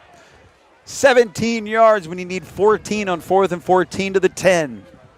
And here come the Panthers trying to go up by 2 scores. Generals need a stop in the biggest of ways. And then you see they're taking some time off the clock, looking for that right play call or the Panther offense with Stevens. Stevens gets it. He's going to take off now with it. Little hesitation move, and he's still on his feet somehow. Finally wrestled down inside the 5 to the 4, 6 yards for Stevens. I don't know what that was supposed to be, but that wasn't it. I mean, that wasn't it. That was a broken play. Something didn't go right, and he made the best of it. And the Panthers have 3 cracks to go up 2 scores. The Generals say you have 3 cracks to just stay with a 3-point lead. Something's going to break or give here. Stevens looking to pass. Plenty of time. He's got moves here, but he's got Generals also with him as Sheridan came up to stop him before he could get past the 4 near the 3. Well, that thing opened up. The pass rush kind of went around him. He took it up the middle. Great response from the linebackers for Sheridan to come up and make that stop. Ooh, was that a big stop or what? Oh, my goodness. 3rd and goal for New Lexington's offense. I mean, the Generals really can't afford to give these guys another touchdown. I mean, they just can't afford that. Where are they at? Are they in the 3, the 4? Just got back to the 4, did Stevens, and that was it. 3rd down and goal at the 4. Long time for this play to develop. They may need to take a timeout here. Where's the play clock? Oh, it's plenty of time. 16 seconds. Already a minute elapsed here in the 4th quarter. Rain picking up. It's steady. Here's Stevens looking to pass again, and he's out of time, and he's going to be dropped for a sack. He finally goes down as the Generals get him. Another huge play for that Sheridan defense. Oh, my, yes. Great coverage that time by the Generals. 2 times in a row. Stevens had no place to throw the ball, and the pass rush finally gets to him. 4th down. We've played this game before. 4th and goal at the 7. As the Panthers try to cling to a 3-point lead, Generals get the stop here on this 4th down. They stay within 1 score. Well, they're not going to mess around with the field goal attempt. They're going to go for the score. 5 receivers, 3 to the left, 2 to the right. Stevens got time. 4 down lineman. He'll chuck in zone. In traffic, battered up and incomplete. And the General defense holds. They were looking for Hanson for a 3rd time tonight for a score. Not to be. Great stand by the General defense. Man, that was the game winner right there. That was huge. 3 straight plays. Yeah. Sheridan stepped up. And they say key players make key plays in key games. Whoa. And they did. It was a team effort down here defensively, holding them back from the end zone. Well, I'm anxious to see what their offense has now. I mean, I've seen Munyon. He looks okay now, but he's been limping at different times. He's in the game right now. I mean, I got to believe he's going to carry this thing, or Caden Sheridan's going to keep it himself, one of the 2. So Sheridan takes over, turning the Panthers away on downs with key stops there on 3 successive plays. 2 receivers to the left after a motion man goes from left to right. It's a handoff back to Justin Munyon, and Munyon barreling forward with that power and speed, gets out past the 10 for about 5 yards. Nice run. As we are under 10 minutes left to go in our contest and regulation, a field goal difference in this one. You know, I can't think of a better back to hand the ball to in this situation. It's raining. You know, your own goalpost is right behind you, and that's the guy I'd want carrying the ball. And you thought maybe Munyon would start carrying the mail a little bit more. Now he's getting his chance, it appears. He'll line back up again behind Sheridan. 3 receivers left, and it's a handoff back to Munyon. Munyon gets thrown forward, shy of the 15 at the 14 for just a deuce this time. 3rd and short as Munyon's got back-to-back runs. So there we go. Good safe play calls. No option reads to speak of. Just give the ball to Munyon and let him power up in there. Let your offensive line do their job. You know, sometimes you don't have to be smart. You just have to trust the kids you've coached all season to do what they've been taught to do. So, big play here. 3rd and 3 at the 14-yard line. 4 receivers to each side looking to pass. Caden Sheridan, he lost the grip. Ball's free as he fumbles it out of bounds.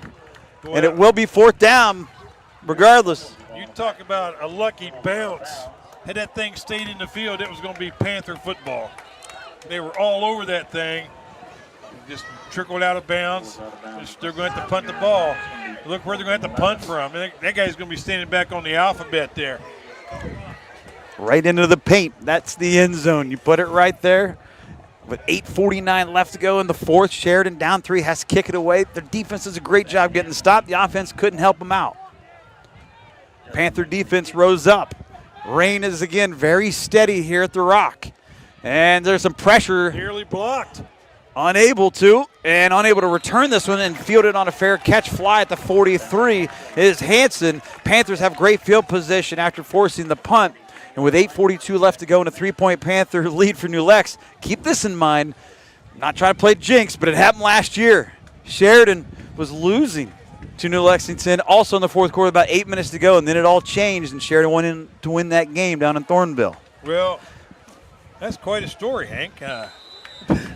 I'm just going to say what a great job Bentley Hanson did on that punt with the rain coming down. I mean, I can hardly see the field with my glasses now.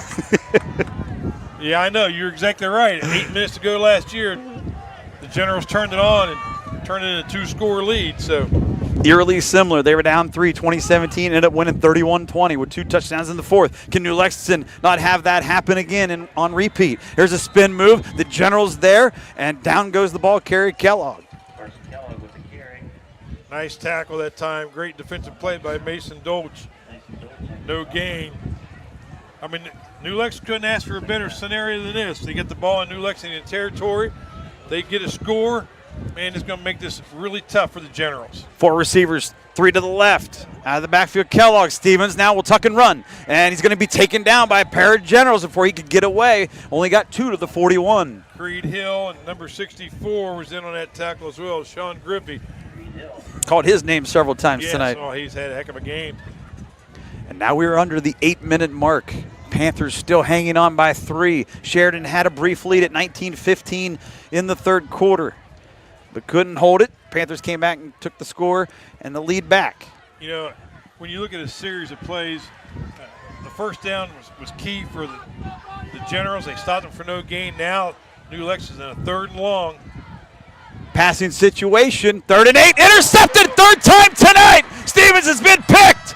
And here we go, past the 50 and down there at about the 49 of New Lexington. Number 80 for Sheridan with the INT, Hayden Henry. Hayden Henry. Linebacker, junior, 6'3", $185, very nimble. He sat there in that zone coverage and picked it. Yes, he did. Great job, great play, great read by Hayden Henry. New Lex makes a big mistake right here, gives the ball to the Generals on their side of the 50. So we have what could be a fantastic finish, to say the least. Did you see another look at the instant replay? Brought to you by the Ohio Educational Credit Union.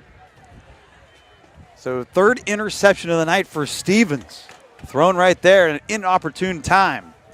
It's raining like crazy. 3 receivers. Twins to the right. Fake. Caden Sheridan running, 45-40, scamper sideline 30, 25-20, say goodbye, no, but not quite. But Sheridan will draw a flag with a late hit out of bounds as he got inside the 10-yard line. Caden nearly goes to the house as the Generals look for the lead. Caden Sheridan. He has done it again, my friend. He had nearly a 40-yard run earlier in the third quarter, and here he does it once more. He gets over 40. And a flag. And a personal foul. The hit was clearly out of bounds. It wasn't that a brutal hit, but any hit out of bounds is a personal foul. That was careless. And that'll push it to the 5-yard line, half the distance to the goal. So Caden Sheridan, triple digits rushing tonight over the 100 mark. He will line up to take this direct snap with Hines behind him. Man in motion. Munyon also in the backfield there. And it's going to be a run to Hines, and Hines will take it to the short side on the far side and get knocked out of bounds, shy of the goal line by a few yards. Well, we got our money's worth tonight, Hank. We certainly have. You know, you weren't sure what exactly would take place here in New Lexington with the Panthers at 5-4 coming in, yet they had won 2 straight coming in and 3 out of 4, and Sheridan had just lost to Tri-Valley at home last week. Which Sheridan team were you going to get? Were they going to be down after the loss, or are they going to be up and inspired? Rivalry games brings out the best of you. Here it is, 2nd down. Panthers trying to hold, Generals trying to take back the lead and go to 9-1 in the year. It's a fake. Caden, and he's in, touchdown. Caden Sheridan, he's got the trifecta. 3 rushing scores for him tonight.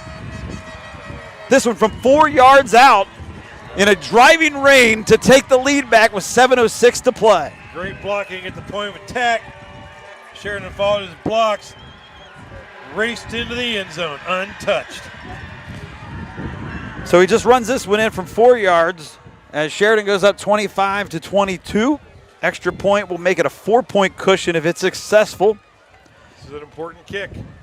Caden has also run for a 3-yard touchdown in the third, 10-yarder back in the first. It's part of his 3 rushing touchdown night to this point. Extra point on the way. Make it more than a field goal lead at 4, and it's good. 26-22. Back and forth, blow for blow, jab for jab in this one. It's going to take a 6 to win this game. 7:06 left to go. As you're talking about a finish to the very end, it might be who is left standing with the football last wins it. As New Lexington will look to now try to take the lead back. Sheridan just does. The lead has changed again in this half. 49 yards short field. It was an interception, the third thrown by Stevens tonight that helped the Generals to a shorter field march. Points after turnovers. Killers. And for Caden, You know, when you go back and look at that series when the Panthers had the interception, if they just run the ball and punt it, you know, Sheridan has the length of the field, which they haven't been able to cover here late here in the second half. It looks like the Panthers defense had really stepped up. They went for the big play and finally bit them. do the Panthers have an answer? They just did after the Generals took their first lead at 19-15. At the 6:13 mark of the third quarter, they came back when Stevens hit Jarek Braglin on 4th down and long for 35 yards and a touch. What's in store for us here in Week 10 in the 4th quarter right now as we get ready for the playoffs next week? You bet. I'm going to keep my eye on number 9. He's made about every tackle on this deal. Booted away, but low. Oh, that's going to be tough to pick up. Fielded at about the 16 on the scoop. 30, 34-yard line. I tell you, that kid's got some wheels. That was 18 yards in a flash. Zach Hines, I think, is the guy that got the hand on him that kind of made him lose his balance and knocked him down. Had he not gotten that hand on him, that may have been gone. I mean, that was a huge hole in that return team. That's, again, gauge 4 on the run.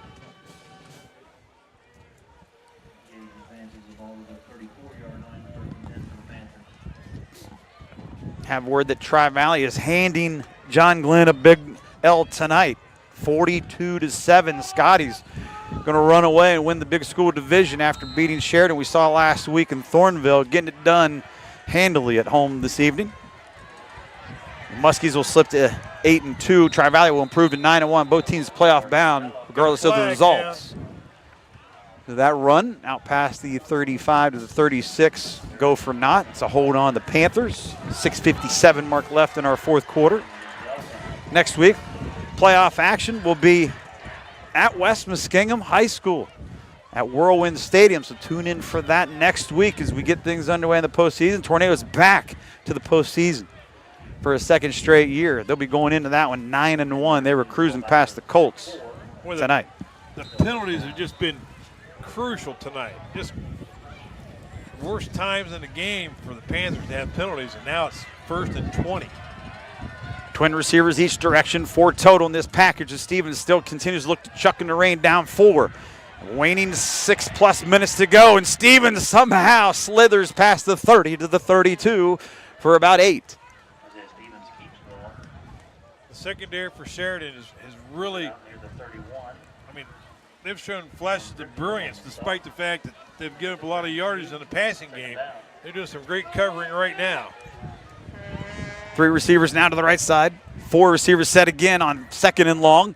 Pump fake. Stevens now going backwards with those feet.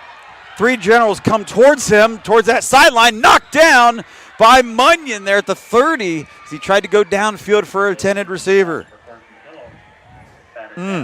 Generals come up with a big play there again. Well, you know, I saw Stevens scramble here to the left, and he didn't have a whole lot of choices. I think he had one guy over here on this side, and, you know, the receivers, you got to find your quarterback, come back to him. You know, the standard rule for a receiver is if you're short, go deep. If you're deep, come back. And so help your quarterback. You bet. 3rd down at 12. And they're going to need to help their quarterback right here. Passing situation. Here goes Stevens looking to do it. 3rd down, 12, and in trouble. Here he goes. He's going to be down. A huge sack. That's one of those could be like game clincher type plays. Creed Hill. As Sheridan pushes New Lexington into a 4th down and a country mile literally down here. Oh my, yes. Creed Hill with the sack for Sheridan. I'd say Creed Hill's probably rushed about 3 miles tonight, chasing Stevens around. That had to feel pretty darn good.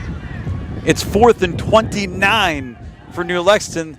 had to get to their own 44-yard line, and after the sack, they're back at the 15. Oh, what went wrong? And then they're going to have to punt this a little bit into the wind, angled out of bounds, out past the 40. See where they decide to mark this in, however. But regardless, it's going to be great field position for the Sheridan Generals in New Lex territory, and you're now up 4. No doubt about it. You know, they may come out on first down and try to throw it in the end zone here. You know, you never know that a quick turnover like this got them on their heels. But I fully expect the Generals to pound the rock. Yeah. Yep. I would expect nothing less. With 5:34 to go, clinging, trying to hang on to a 4-point road W. They'll place it at the 42-yard line. Punt goes for 27 with no return. Winds have been brutal. You know, you brought the toboggan and gloves out tonight. I brought out a little bit of something myself. We got the coats, but man, it's not enough. We needed ponchos tonight. I'll tell you. On top of it. Here we go. As the Generals have a chance to go up by 2 scores, something they have not done all evening long. Tight end in motion from right to left. Caden Sheridan, hands off. Munyon, ooh, dances out past the 40 with that hop step to the right and trickles out of bounds near the 35 as he's thrown down late with some contact. No flag over there on the near side. Boy, I don't think I've seen anybody in our conference use a stiff arm better than Munyon. I mean, he just puts that stiff arm out there and he just stops guys from making the tackle. And he goes out at the 34 for 8 yards. And you're right, we've seen Munyon, and you see just guys just bouncing off his right arm. Not 1, not 2, sometimes 3 guys. Good yards there, means second and short for Sheridan's offense here. And we have whistles before Munyon can try to deliver again. False start appears to be the call and the infraction on this offense. It's big. Hey, penalties right here are big. 5:26 left to go, and you're trying to hang on. One more score could be all she wrote if Sheridan gets it. You know, Sheridan doesn't have to score. They don't have to score to win. They're already ahead. They just need to run the ball and keep it in bounds. Take a couple first downs. In your timeout situation, and you're right, Doug, 3 timeouts for New Lexington. Sheridan has the 2. Remember, 1 was used earlier in the 3rd quarter. Yep. They don't need to worry about that. New Lexington may have to. As Sheridan again has Bunyan behind him. Hands it off, though, instead to Holden. And Holden comes up past the 35 to the 34 with a good amount right there. Nice call that time by Coach Culver III. He gave the ball that up back, like a little counter play. Everybody has their eyes on Munyon because he's been carrying the ball. Nice play, nice call. Picking up a handful was Holden on second down, making it 3rd and 2 for the Sheridan offense. 4-down territory, 4-point lead. Trying to add to it. You got a stacked house up here, just one receiver flanked wide right, and it's going to be Munyon up the middle, and he picks it up with ease inside the 30. 5 more, maybe 6 for Munyon as they'll move the sticks further. Boy, I see the New Lex players. I mean, they're kind of looks like they're taking a look at that clock and that score and that first down play and thinking, man, we had them right where we wanted them, and now they have us. Here we go again. Could be deja vu with a lead with basically 8 minutes left to go for a second straight year. Will it happen? Will the Generals do it again and make it 10 straight wins over their rivals? Here goes Munyon inside the 25 to the 24. 4 more yards. Methodically, they work the clock and work the yards. Nice cut that time by Munyon. He stretched that thing to the outside, put that foot in the rug, and cut upfield for 4 yards. Keeps that clock going. We're going to be under 4 minutes when this ball snapped for the next play. You know, New Lexington, regardless if they win or lose, will be in the postseason next week. It's just a matter of seeding. They came in the 13th seed in their division and region, in D5 Region 19. That's not going to be much consolation if they don't pull this game out. They want to make sure with a win they get in. That would happen. It'd be automatic win and in. And they get a good stop here on second down. You know, I think that with the playoffs getting all the glamour stories and we're in, we're not, we're going to be seated. We're not going to be seated. What's really important to these guys on the field right now is this. I mean, this is bragging rights for the rest of your life. I mean, these guys are going to get jobs. They're going to work in the same places with each other. And I'm telling you now, my fishing buddy Mike Boffin still has, bragging rights on guys he played against 60 years ago. And you're right. Will they get the stop and get the bragging rights and come out with the ball here and down just 4? If they can hold Sheridan to no points on this possession, they do get a third down stop now.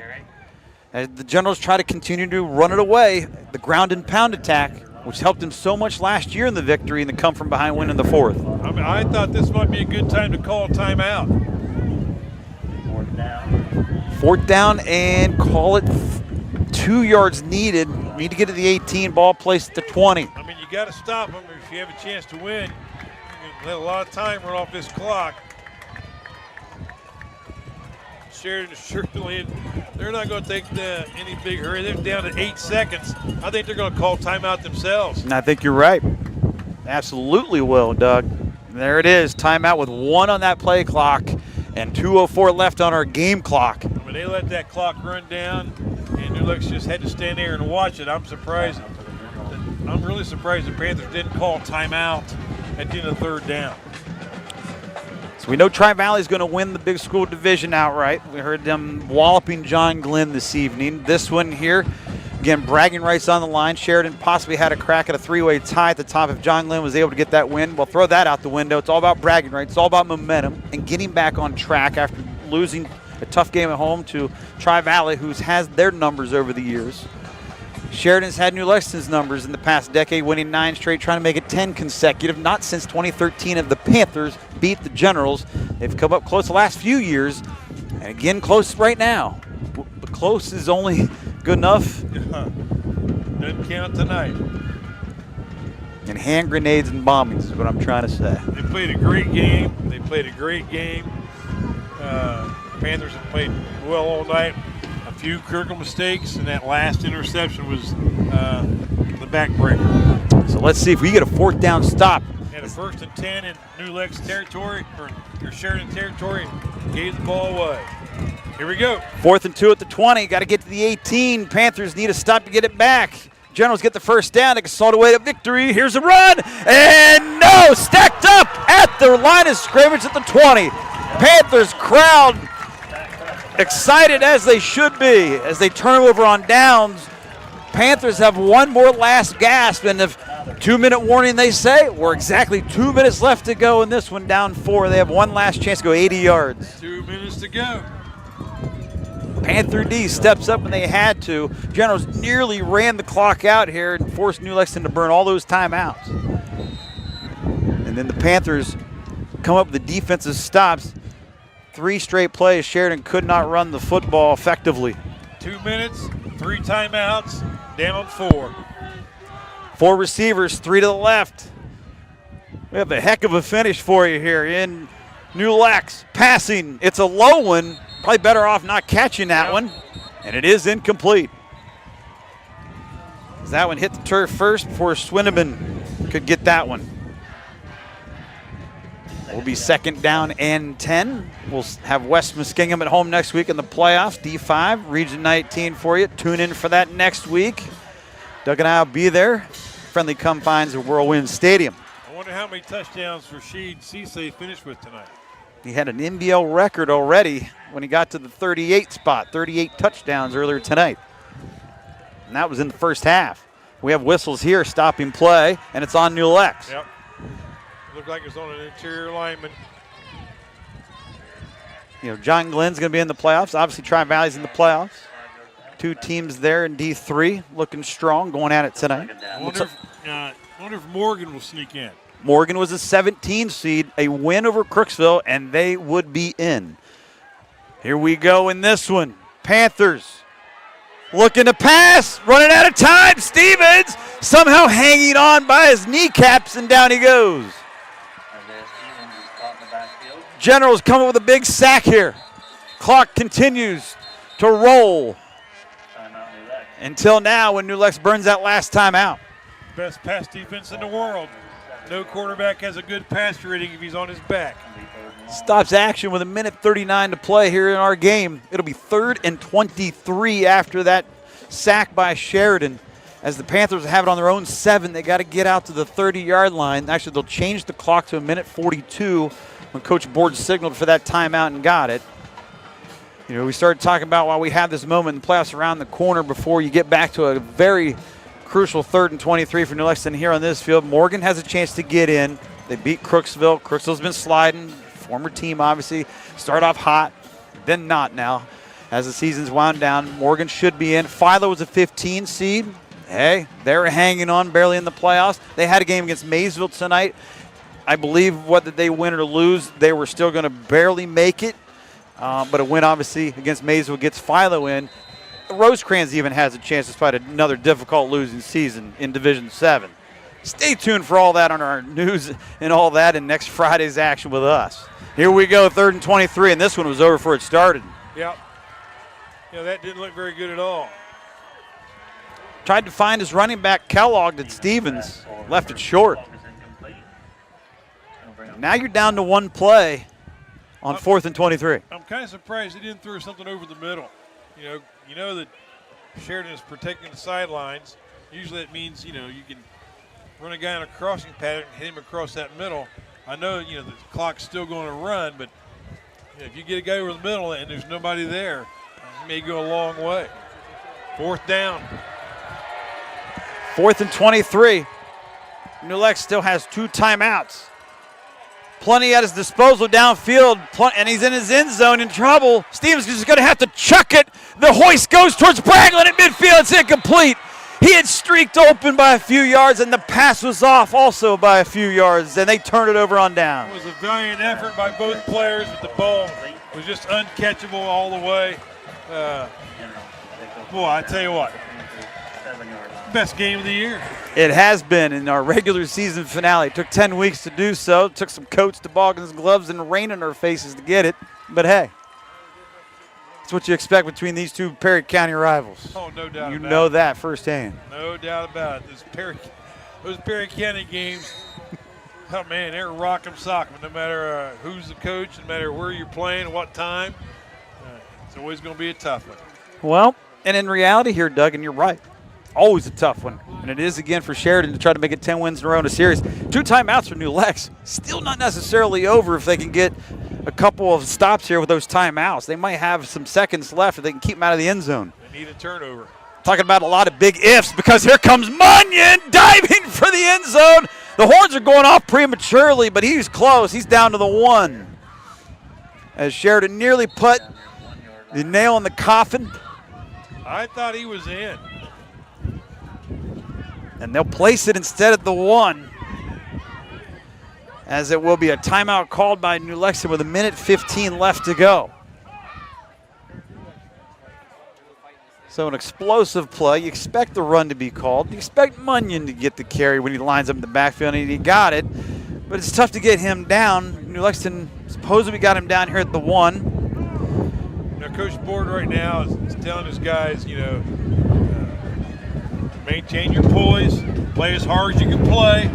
But if you get kicked out now, then you don't play next week. So be smart. Don't do anything boneheaded. You're right. 1:15 to go. 1 timeout now left for the New Lexington Panthers and Coach Kevin Board. Board has never beaten Sheridan in his 5th attempt right now. Meanwhile, on the flip side, Coach Paul Culver III has never lost to New Lexington and the Panthers. And he's getting closer to keeping that intact and staying undefeated. Well, Sheridan wasn't in peak form tonight, and they're still going to come away with the win. I mean, that says a lot. Well, direct snap, and it's a run in for Caden Sheridan for the 4th time tonight. A rushing touchdown, this one from a yard out. Nothing bigger than that one for Caden, as that will put a clincher on things here. One would think Sheridan is up 2 scores at 32-22. With just 1:13 left to go, a little bit of celebrating in the end zone, why not? They fought hard in the second half to come away with a road victory, it appears. Oh, my goodness, yes. I mean, it did not look good for the Panthers. They were down, 8 minutes to go in the game. your opponent has the ball in your territory, 1st and 10, and then you're going to win by 13. Yeah, I wouldn't have bet on that. So Sheridan goes in from a yard out. Caden Sheridan, that is, and the extra point up and good, makes it an 11-point lead. Head scratcher, Doug, isn't it? And uncanny.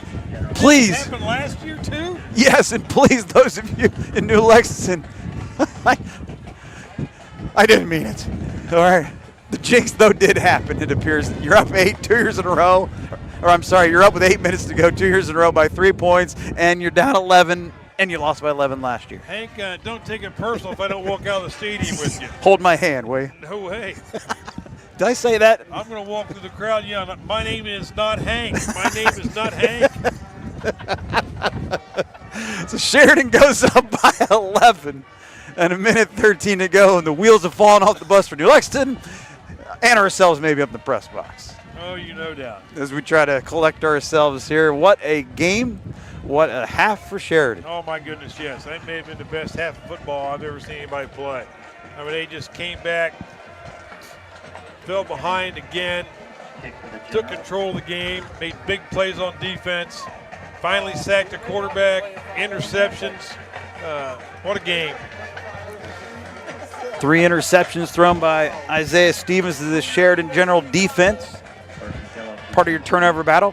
Generals put the pigskin on the floor a couple times with some fumbles recovered by New Lex. You've had plenty of 4th down turnovers on downs by both teams. We've had 4th down touchdowns. We've had 4th down touchdowns a couple times. Here's a run back out near the 35.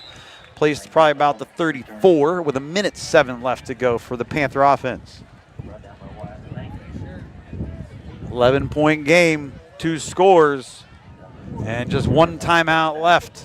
New Lexington, all you really can do is hit a big play, onside kick, another big play. Asking an awful lot at this point. No doubt. Stranger things have happened. Let's see what happens here for Stevens and his offense. I see some fresh pass rushers in the game, I know that. 4 receivers. Kellogg out of the backfield, downfield, and nearly intercepted again. Just sitting there waiting for that one at the 30-yard line was the Sheridan DB. Braden Weaver. Yep. Took 7 seconds off the clock and nearly another INT for Stevens. He's getting a hard way to go there for one of his teammates. Getting him, hey, look, you're making fun of him. He's probably telling him that's why you play defense. If you're good, you'd be on offense. That's nonsense. So the Panthers will maintain possession at least for another play. Could have been another INT. Instead, it's another sack as that General defense has ratcheted up, to say the least. And they should be flexing to a victory. Oh, no doubt. Looks like Sean Griffey, number 64, is in on that. My rosters have long since melted in the rain. Was it blown to smithereens? Or Who's 51? 51 was in on that sack, too. We'll get that as the next play goes. Got to give him some pub. 4 receivers set, and there's a pass out of the backfield and catching it and getting past the 40, still on his feet. Getting closer to that first down marker at the 44, but short by a yard was your running back, Kellogg. You wanted that? 51? Yes. Fortunately, I still have a paper. I don't know how in my hands. Cole Davis was number 51 for Sheridan, who helped with that sack back there. Clock's running. This will be the last play of the game. Yes, it will be if they snap it. Here it's with 2 seconds. They get it off. Down 11. Stevens trying to slither away. Fires at the line of scrimmage. And Kellogg again downfield makes the catch. Goes out of bounds inside the 30. And that's how this one comes to an end at Jim Rockwell Stadium in New Lexington. It was the visiting Sheridan Generals taking it on the road, 33-22. It wasn't easy. Oh, no way was it easy. Come from behind win on the road against a team playing their best game of the season probably. Be careful. And the Generals improved to 9-1 during the regular season here in 2023. Bounced back from the 11-point loss to Tri-Valley a week ago. Panthers' 2-game winning streak of New Lexington comes to an end. They'll fall to an even 5-5 regular season mark. Both teams looking to be playoff bound. And again, Panthers I think they were mathematically in despite the loss here tonight. A valiant effort. They nearly came away with the win. They led for the majority of this game. But it's all that matters is who comes out on top in the end. Oh, no doubt about that, Hank. I mean, Panthers played a great game, but so did the Generals. Yes, they did. The coaching staff, I think you can say neither coaching staff played it safe. They played for the win, regardless of what the playoff picture was. I mean, they wanted this win. This is an important game. This is a rivalry game. And New Lex, like I said earlier in the broadcast, they beat these guys 24 times in a row, beat Sheridan 24 times in a row before Sheridan ever got a win. So I don't think people in Sheridan will ever forget that. And right now, New Lexington would hope to forget this. 10 straight losses to the Sheridan Generals as the Generals keep on getting the Panthers back after what you mentioned was the total opposite in the 60s, 70s, and early 80s. No doubt. But, New Lex had this game. I mean, they had the lead. They had the football, 1st and 10 on, I think, like the 45-yard line of Sheridan, and interception. Yep. And then that interception resulted in another 11-point loss with 8 minutes to go in the game. Again, Hank, good luck going home. Yep, and you betcha. It's 33-22, the final. Sheridan takes it here on the road at New Lex. Doug and I will have the final wraps on this one as the Generals come away with a 10 straight win in this series over the Panthers. And again, go to 9-1. New Lex falls to 5-5. Big night for Caden Sheridan and the Sheridan Generals in this comeback. Back with the finale after this.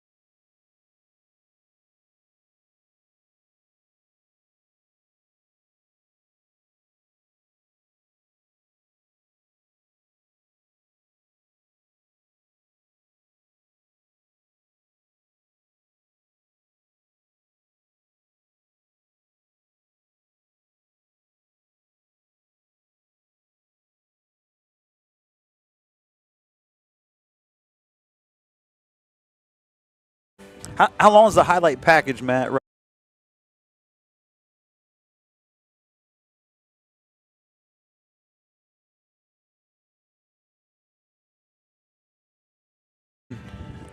please.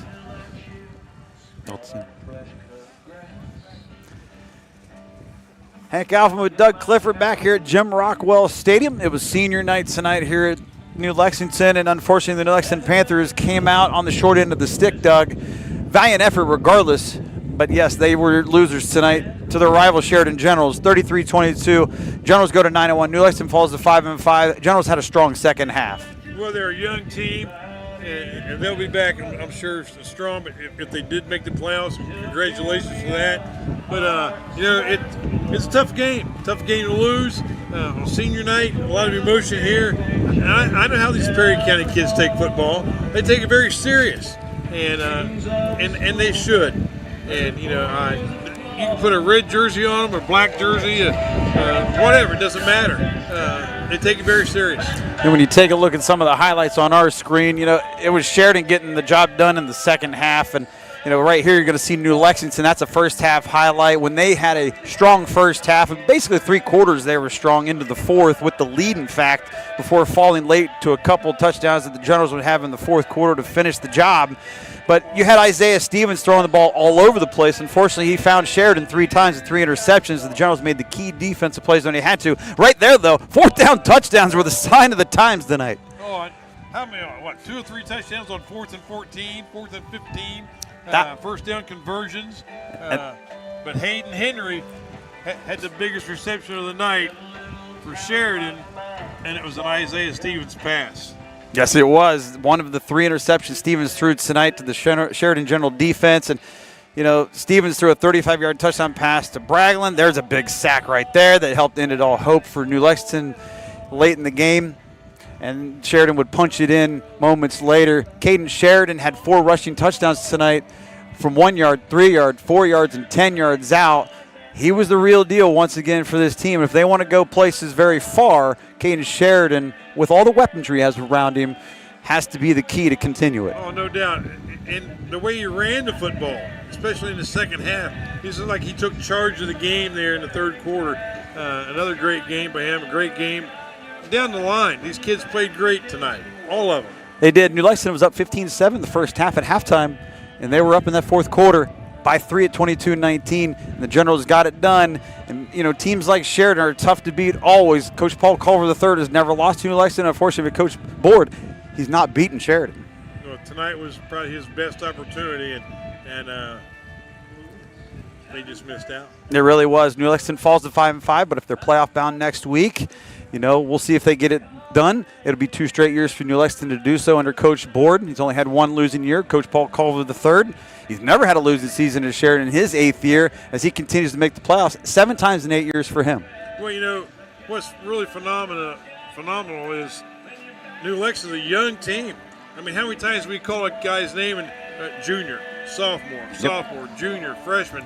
So a lot of young kids on this team, so that the future looks good for the Panthers. Future does look bright, but not tonight. They do fall at home on senior night, the last home game for a bunch of seniors at New Lexington, although they are a young team overall.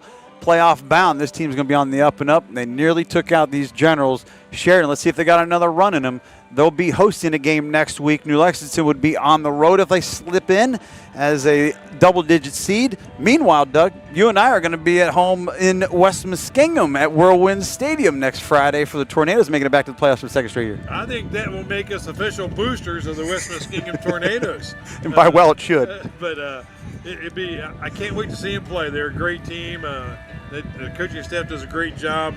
That program's turned around from a couple of years back when things weren't so rosy up there, and man, it looks good now. A lot of 1-9 tough seasons. Oh. No longer. It's 9-1 years now. That's how West End finished tonight in the regular season. We'll see the Tornadoes next week. Hope you do as well next Friday night. And Doug, hey, try to stay dry. Looks like we're going to keep the coats, hats, and gloves out for probably the rest of the year. No doubt. Hope it's a long run. Until next Friday, everybody, you have a great evening, great weekend, and a great week. Be safe.